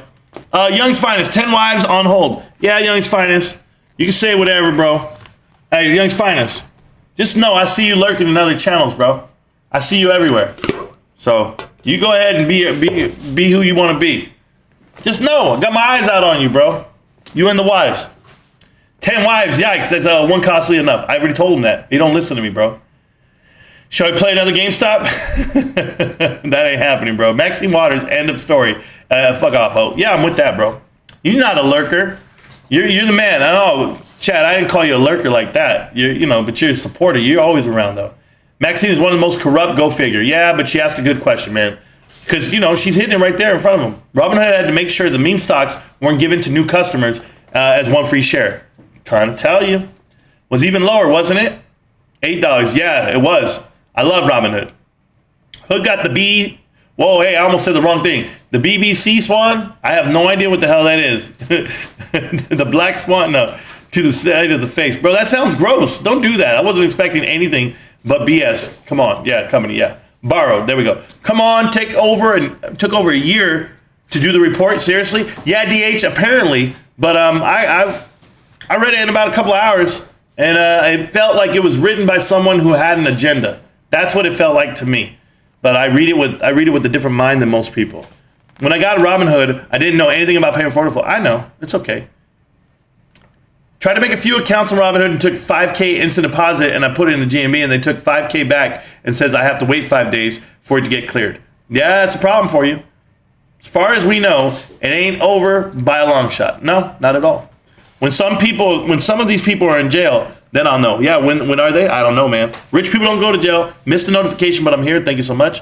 Apex. GameStop is growth in action. Well, so is Rico this weekend. No, I'm joking.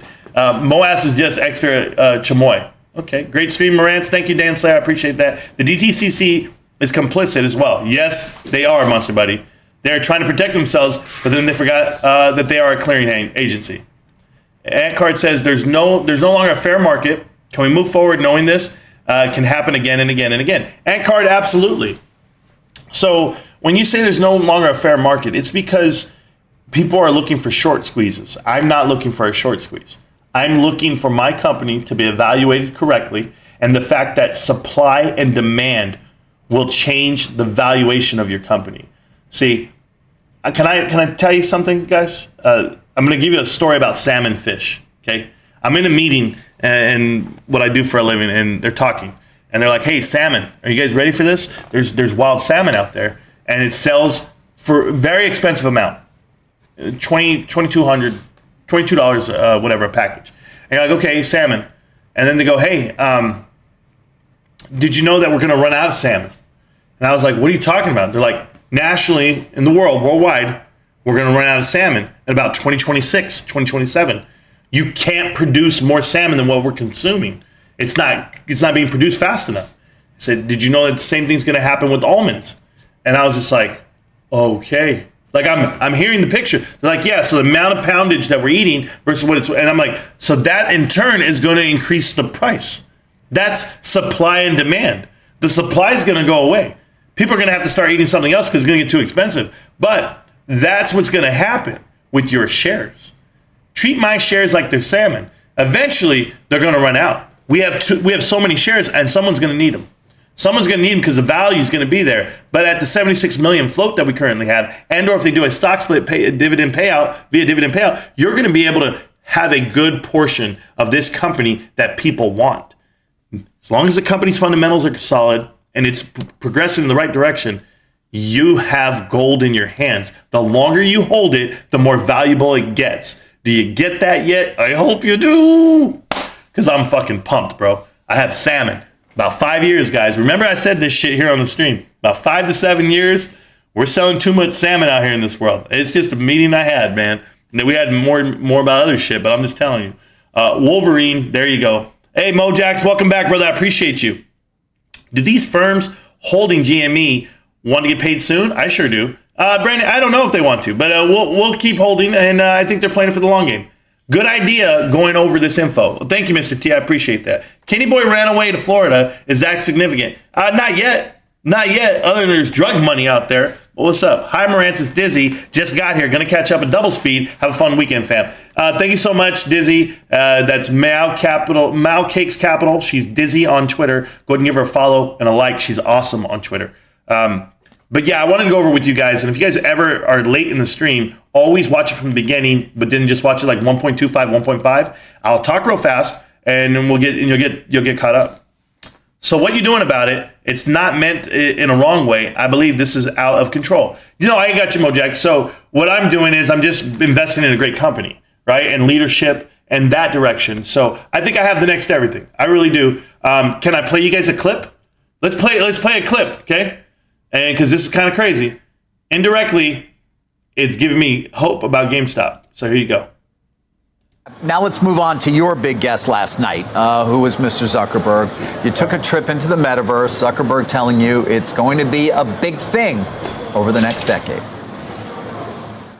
The Metaverse, it's this broad thing. It's not just virtual and augmented reality, although those are going to be some of the new major computing platforms that need to get invented for this.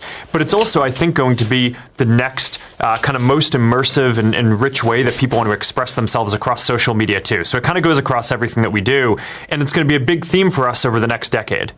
There it is. Well, better be a big theme. Oh, there it is. You do look like a strip. So I don't need to hear Kramer so much, but it's definitely going to be a big thing over the next decade. They talk about it in detail, but for me personally, where am I at over here? I just want to make sure I'm on the right page. There we go. Were you guys able to see that? I hope. Yeah, whatever. So what's going to happen is Metaverse is going to take over this world, and everyone's believing in it, and everyone's putting billions of dollars into it. That's the best part about it. So I'm excited about that. I actually have to do something really quick, just so it's up, so I feel better about my day. There we go. So that's your bad boy right there. What a hell of a day, huh? I loved it. All right, now I can get back to the chat. We'll go that way. Yeah, that's perfect. Okay, back to you guys. Sorry. Dizzy threw me off. We'll blame it on Dizzy. It's crazy how Marantz reads the report like his first grade book. If I read the report, I would be like, what the fuck is this shit? No, Mario. You got to break it down, bro. You got to break it down. But yeah, I hear you. I'm sure there will be further investigation. Hello, yeah. Rich people go to jail. It just takes years and years. And then they actually, if they go a couple of months, yeah. Well, they go to country club jail. That's about it. The NSCC should just quit and close up job. I can't remember the last time they gave the legitimate report. Nor can I. Lady DJ, how you doing? Respect 100%. Oh, yeah. Oh, the Gip family. Thank you so much, Lady DJ. I appreciate you. Appreciate you. Anthony Torres, the corruption makes me sick to my stomach. Absolutely. Boring most days. Ken Griffin lied under oath. Yes, he did. No sell. And infinite risk. Thank you. Unlike the 1/6 political prisoners who have been held for over a year in charges, just recently denied their rights. Solitary confinement, 23 days an hour. That is torture. I can handle that, bro. This is why Marantz is the truth. Opinionated asshole. Thank you for your opinion, and I appreciate it, man. Doesn't matter what I think about the 1/6 prisoners. It's about loss of rights, and it continues. DH, I hear you on that one, man. I don't want to lock up people like that. What a lame excuse. It was a lame excuse. I love that. Reclaiming my time. I forgot about that saying. This is I reclaim my time or whatever. This is great research. Thank you, Dos Santos. It's just a crime. Don't worry, it's normal. That's funny, man. It means you're beating around the bush, sir. You're wasting my time. Absolutely. It's funny that the report came out exactly with Roe v. Wade. Absolutely. Rich people don't go to jail. I beg to differ. Some do. I saw Wesley Snipes go to jail because he didn't pay taxes. The White House called. Yeah, though you think it was the White House? Hey, Steven, you think it was the White House? You think the White House runs this country? They don't run this country. What's wrong with you, brother? Billionaires run this country. Hold on. Somebody's texting me for work. Yes? These guys are ridiculous. I'm at home and you're going to text me this bullshit.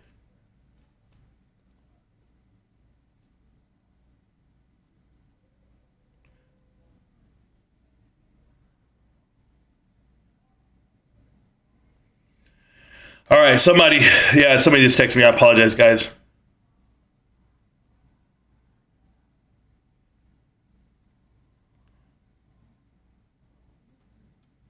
Sorry, I got messages, guys.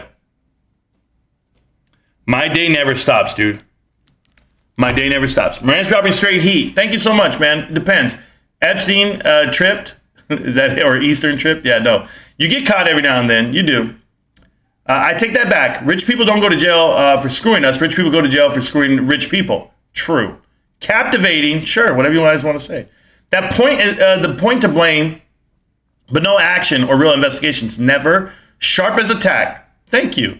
Is attack sharp, D. Slaughter? Yeah, okay.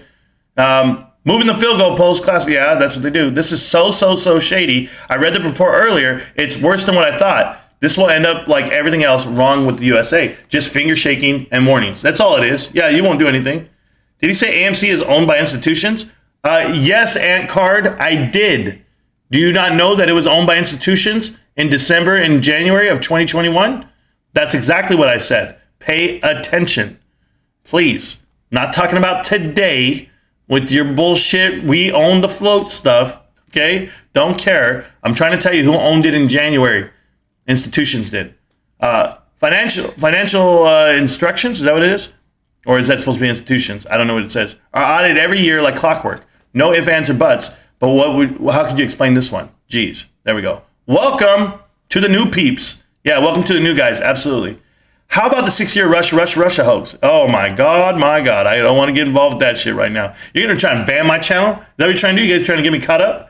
Need an update. What just happened? Well, the report I went over right now, you can watch it back and you can go, just like that. McAfee died of what? I don't know. Getting aggressive with his lady boy? I don't know what he was doing.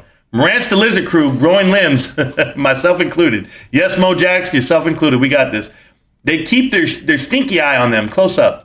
Just waking up and drinking my first cup of coffee, listen to Marantz, enjoying this. Mr. T, thank you so much, man. Dark Pulls, not selling. Try to buy almost every week some. Yeah, I know. So do I. Every day. He was just another guy. Remember McAfee? Yeah, tattooed or something like that. Little effect. I will not commit suicide. And then just up and died in a cell. When you want to punch Ken Griffin and your stomach's feeling different, diarrhea. Tetron, how you doing, bro? Love the breakdown, Marantz. Hey, Tetron, thank you so much, man. I appreciate you. Guys, go watch his channel, Tetron Invest. He's a YouTuber. He's trying to get his shit started. Let's help him. Remember, you can't climb a ladder until you have other people climbing ladders with you. I'm just telling you that on a corporate standpoint. If you want to climb that corporate ladder, you better be building ladders for other people. And Tetron's one of the guys. Let's just help him out as best we can. Sorry, my tech skills aren't that great. DH, it's okay. You're right. That's against the people. Don't halt. That's why I say that. That's why I say it. You guys don't have to agree with me there, but there you go. You have a YouTube channel, right? He does, and he made a video yesterday. I saw it. They're all complicit and can't point the finger. Hey, shout out to Mass Alorian. You guys can go into his channel and tell him. Mass Alorian made a whole GameStop video. His first one ever. Holy shit. And guess what he did? He went in there and just reconfirmed everything I said. It was great. But he said, hey, man, they're not going to make some console-less gaming. Brick and mortar still needed. GameStop still needed. This is still a good investment. He's going to go in there and break it down. I think he's doing his homework now. He's really doing his homework now that we did the interview. Tony, not so much, but Mass, yes. And hopefully Mass can get the information to Tony. And then, then you get it around the world. So one more guy to look at it, maybe he'll buy some. I hope, because we're the only ones that are going to do anything around here. Well, that's just me. I was listening to DFE testimony, and he said talking on social media is just like talking to friends in a bar, a club, whatever. Absolutely. Gig line. Haven't heard that since military. Hey, I was never in the military, brother. Why the hell did I say it? I was never in the military. You know what's up. Wow, crazy to think that people here will be millionaires, if not billionaires soon, going to the moon. Fly over territory. Oh, yeah, absolutely, guys. Prost, what the hell does that mean? I don't even know what that means. Silverback, thank you so much. What did he say? That's rough. Not a fan of working on the weekend. Yeah, I hear you, man. Still working, and it's 11 p.m. in Germany. There you go. Marantz, so how do you think this whole thing plays out? Great question. I always call you Steven, but it's Efton then? I don't know, Efton, I don't know. I call you Steven. I don't care. Hey, Steve, the way I see it playing out is we're going to have a great company, and we're invested in a great company and great leadership. So no matter what happens, I'm not in it for manipulation. I'm not in it for the government to figure their shit out or anyone else. I'm just in a great company and a great stock I invested in. I love GameStop. I don't think I'll ever sell. I've said that plenty of times. It would have to be astronomical because the amount of time invested that I put in, the energy, the group, the team, everything. I just love it. And I'd rather hold the stock and get dividend payouts over time frame and believe in my company than not. So I'm a believer. I have a footprint in my mind of where I want to go with this forever.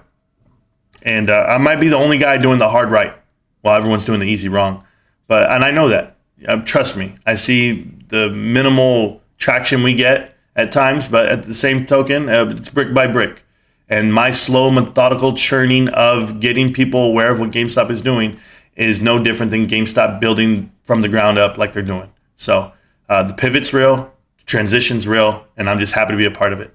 I really am. So how do I think it plays out? I think I just buy more GameStop. That's it.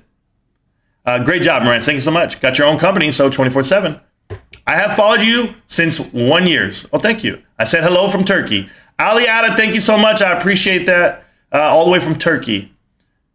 Yeah, by the time we get an account and buy, the price is $225. So the next week would be interesting. Yeah. Rance deserves 100 times the subs, not Matt the Liar Course. The damn 85, I appreciate that, man. Course and Chair promoting these free shares like a mofo. Yeah, it's okay, man. Do you think they find out this way and time of collapse? Yeah. Thanks for going over this so detailed. I've seen some of the super stock, but you explained it for Smooth Brain Apes better. Thank you. I was watching some other people go over it. Like I wanted to hear what and they were just like skimming over it. They're like, oh yeah. And they just got the headline pieces. I'm just like, you guys are not really reading what they want you to read. Like it's different. Negative Banana. The only way out of this is Trump comes out and does something about it. Yes, I know. Oh my God. I can't. John Diamond. I love you, John. I love you. I buy more GME Monday. Marantz convinced me a long time ago. Thank you so much. Marantz, thanks for a great evening and real information. Keep up fantastic work, my friend. William Boyd, absolutely. I would disagree. I don't think they always have they have a way out of this GME situation. Else we wouldn't see market crashing every day. Yeah, I hear you. I hear you on that, but I don't want to focus on that, John Diamond. I want to focus on the company, the fundamentals, and what it is, and let that just be the little cherry on top. Let that be the icing on the cake. But for me, I love the company. So nothing will happen. It's okay, I guess. Like Moran says, GME value is going up regardless. Just going to take some time. Yes, negative banana, absolutely. I'm playing long-term, MOAS or not, but keep my fingers crossed for MOAS. Sure. I'm buying more GME Monday. D-Slaughter, aren't we all? I only get fuzzy lap founders down in salmon. I have no idea what the hell that means, but okay, because I don't eat it. But we were just having a conversation. Makes sense. Recession coming as part of the sell-off, but I'm also believing that we're getting ready for this. If market crashes, we know that this is payout and it's on the horizon. Absolutely. Maxine didn't write this. She is a puppet like everyone else. What's your take on DRS? Oliver's Papa, I think a lot of people are DRSing for all the right reasons. I wish them all the best of luck, but I don't promote it as in to tell you should. I don't DRS only for my own personal preference, as in I'm lazy. Sure, whatever. I just don't. I don't have a reason for not doing it. And people are going to be like, oh, Marantz, what kind of, you got to do it. And I don't have to do anything, but I will never tell you what not to do or what to do. I'll just tell you what I am doing. And if you want to mimic it, you can. If you don't, you don't. That's it. If I miss out on something, what did I miss out on? I don't plan on really selling. I mean, I don't need to. I don't think people understand. I'm really secure with my life and the limits that I live in. And I have a different type of happiness. Right? I have ceviche coming right now for lunch. I get to go cut the grass tonight, and then I'm going to go out dancing with my wife. Like, those are the things I value. I already have all of that. I'm not fucking 20 with a dream. I'm 40 with an accomplished plan that I've been working on my whole life. Like, I've done more shit than people would ever, I've forgotten more shit than when people know. So it's not like I'm bragging about it. I really did it. Like, I really joined the military at a young age, traveled the world during wartime, been deployed, all the good shit, come over, worked a corporate job, got laid off, lived through a recession, got another corporate job, climbed that ladder, went through it, raised 5 kids, half of whom already graduated, more than half, 3 of them have. Like, I've been living a productive life. I'm not banking on MOAS to give me pleasure and happiness and power. None of that. I do YouTube out of a hobby, out of fun, because I want to talk to people and hang out. No, man. No, because I have no friends in real life. No, I have that too, but it's just different, man. I don't think people have their own motives and their own dreams. And remember, I used to sleep with the lottery ticket in my pocket, just in case when I woke up the next day and I won, I had that dream. Like, what would I do for other people? Well, right now I have GameStop in my pocket, and if it does hit and it goes, well, then I can do something for someone. I really can, because I don't live for me. I live for my children. I live for my wife. I live for everyone around me. I want my people to eat. I've got 3,000 something people here. I want them to eat too. Ain't got nothing to do with me, man. I'm happy. I'm content. I could die tomorrow. Listen, I'll say this to you guys loud and clear on this microphone. I could die tomorrow. I'm okay. I've had a good run so far, and never been arrested. Law-abiding citizen, proud Republican American. Nothing, guys. I'm happy to own GameStop, and I'm happy that I have all these videos online and all this time with you guys. It's etched in stone. It's real. I love this company. I love the direction. I love the leadership, and I'm a believer. That's it. So I don't need it, man. I don't need it, but I'll take it. There you go. Look how GME jumped in the last minute. Manipulation. Sure, D-Slap. Yeah, I mean, you get that all the time. He trusts his brokers. Some have DRS, but you do what you're comfortable with. Absolutely. This report just proves that they're admitting the crime without admitting it. Yep. They are blessed it came out a year and not 10. Yeah, and not 10. Yeah. Just give up, man. Oh, just give up? Okay, Maya, I'll give up. Future millionaires. Strike one. There you go. The GME crew. How you doing, J-Stars? Welcome back, man. Corporate powerhouses run the country. He's showing something fake. Oh, Maya, you're doing great, man. You're doing great, Maya. I appreciate the support. Thank you so much for showing up. I'm finally DRSing my shares this week. Yeah. Cosmic, he's texted me before. He goes, Marantz, get off your shit and go do it. I said, nah, I will, but I'm busy. And then he's like, what do you mean you're busy? Call him. He's told me. It's okay. It's fun that you can't sell when you want to. Oh, I know that part. But yeah. Oh, shit. He said McAfee. That dude's crazy rip. Yeah. Hi, everyone. Well, I just farted. That's his name, not that I did. There you go. Remember Trump deregulated the markets just like Reagan did back in the 80s. Some cycle in crime, except out and Ryan Cohen in the squad. I don't know.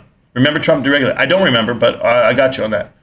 Morningstar said GME is worth over $200, $217, $218, $214, something like that, Lisa. Yes. Go, John. Go, John. Yeah, at the Trenton investment channel. There you go. Cheers in German. Oh, I had no idea that's what that meant. It blows my mind that you can be a YouTuber covering this retail investment movement and not be completely obsessed with GME above all over other stocks. Yeah, it blows my mind that you can be a YouTuber covering a retail. Yeah, John Stars. I'm with you. Oh, it kills me. It actually kills me because everybody claims, but you remember they're doing it for clicks because there's an algorithm out there. You can get more clicks if you put in 3 other letters in your header, and I won't do it. About 20 GME on Friday, man. Let's go. Hey, Droobs, I'm so happy for you, man. Mr. White, I'm so happy. How do you think the fallout from the report plays out? Well, I hope and I pray they actually charge somebody with some crime, man. But it's hard to point fingers and prove things. It really is because there's that plausible deniability. You literally can say like, well, they never told me. That's it. You just play dumb. You know, you used to use this phrase in law enforcement. So you get called to court. You go to court all the time when you're in law enforcement. You're always in court. So I get called to stand. I have to testify. But it's not what you think. It's a fucking traffic violation. And they're like, obviously Rico, blah, blah, blah, whatever they say. And I sit there and I was like, what happened? They're like, Marines, can you tell us what happened here? And I was like, yeah, this is what happened. They go, well, can you explain this detail? Or he's saying you did it. I was like, not to the best of my recollection. Not that I can recall. That's all you have to say? I can't really remember that part. Not to the best of my recollection. That's a general answer for everything. So what I think happens, I think that Vlad can just do that. I really don't recall when we had that conversation. I don't remember it happening. Yeah, it's been a while. No, you'd have to have concrete evidence. You have to recorded phone calls. You'd have to have something. Yes, I believe a lot will run. That includes AMC, but none will be GameStop. GameStop will go up and will come down and will settle up just the way Tesla did. Yeah, just like Tesla. What's up, chat? How y'all doing? Brandon, how you doing, man? Appreciate you. Link Dana. I don't know who that is. Gift Link Dana. I guess.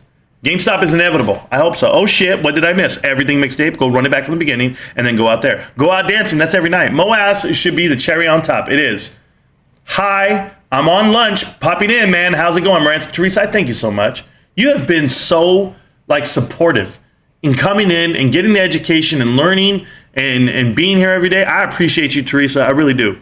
Drobes dropping 2.5K in on GME on a recession. Nice. Catching Marantz live again. Woohoo! Mr. K, how you doing, man? Ladies, yes. I DRS 40% of my shares. I just try to diversify and see what happens. I'm down with that negative. That's a good plan. But if I did that, 40% of my shares, that means I'd have to DRS 2 whole shares. And I don't know if I want to do that just yet. It's a lot. I only have 5. We have collective, have them exposed. Yeah? I have to play it back and hear your thoughts on the report. I was up late night. Yeah, looking at it. Oh, yeah, so was I. And I looked at it all morning and I just went over it. So it was fun. We had fun. Some will see their fuckery afloat. Yeah, there you go. I'm going to go to split as well, maybe 50-50. There you go. Yes, ma'am, I am. Can I get a shout out? Ben's Creative Collections. Of course you can. Do me a favor. Like and subscribe to the channel. Welcome to the chat. Welcome to the channel. We're all brand new. I appreciate you guys. I don't know how we have 103 likes and we have 90 people in here, but I'm sure people have been coming in and out. But I appreciate you, as always. Guys, this is a quick 2-hour stream. Quick. But it's a complete review of the report with the added sauce of crime and reading between the lines. So enjoy it. You guys watch it back if you want. Watch back the interview that we did with Pepper with Salt. Watch back the interview we did with Tony and Mass. Watch back everything we did this week. We had a great week. And we're going to have another great week starting Monday. But I appreciate you guys. Enjoy the rest of this weekend. It is yours. I won't be back. And I appreciate everything. One more question right here. 108 was the high. Bruh, it's hot like that out here too. I got you. What does it say? What's the point of the report if you don't think anything is going to come of it, Rance? The point of the report, I feel, is to actually put blame on other things. Like to get you, for the ones that read it and believe it, they will go ahead and be like, oh, it was not manipulated. It was not this. It was just, they were over leveraged. That's all it was. This is why they did the PCOs. This is why they took away the buy button. It was just over leveraged. It was Robinhood. Robinhood's the villain here. And then, of course, people are going to go out and chase down Robinhood and try to sue him. And it's just going to put focus and eyes. It's a deflection. That's how I feel it is. For the few that you can deflect, it's going to work out that way. But everything they put out there, every piece of FUD, fear, uncertainty, and doubt that they put out there in publication, documented, is just another way of trying to get you to get off this stock, trying to get you to get off your investment, no matter what you hold. I wish you the best of luck. I hope you have conviction. I hope you love your leadership. But that's all it is for me. This is all a game to them. And what's the game? What's the end game? Well, the end game is you might just get rich. I'll take my chances. GameStop. Can't stop, won't stop. GameStop. I'm going to see you around, millionaires. Peace.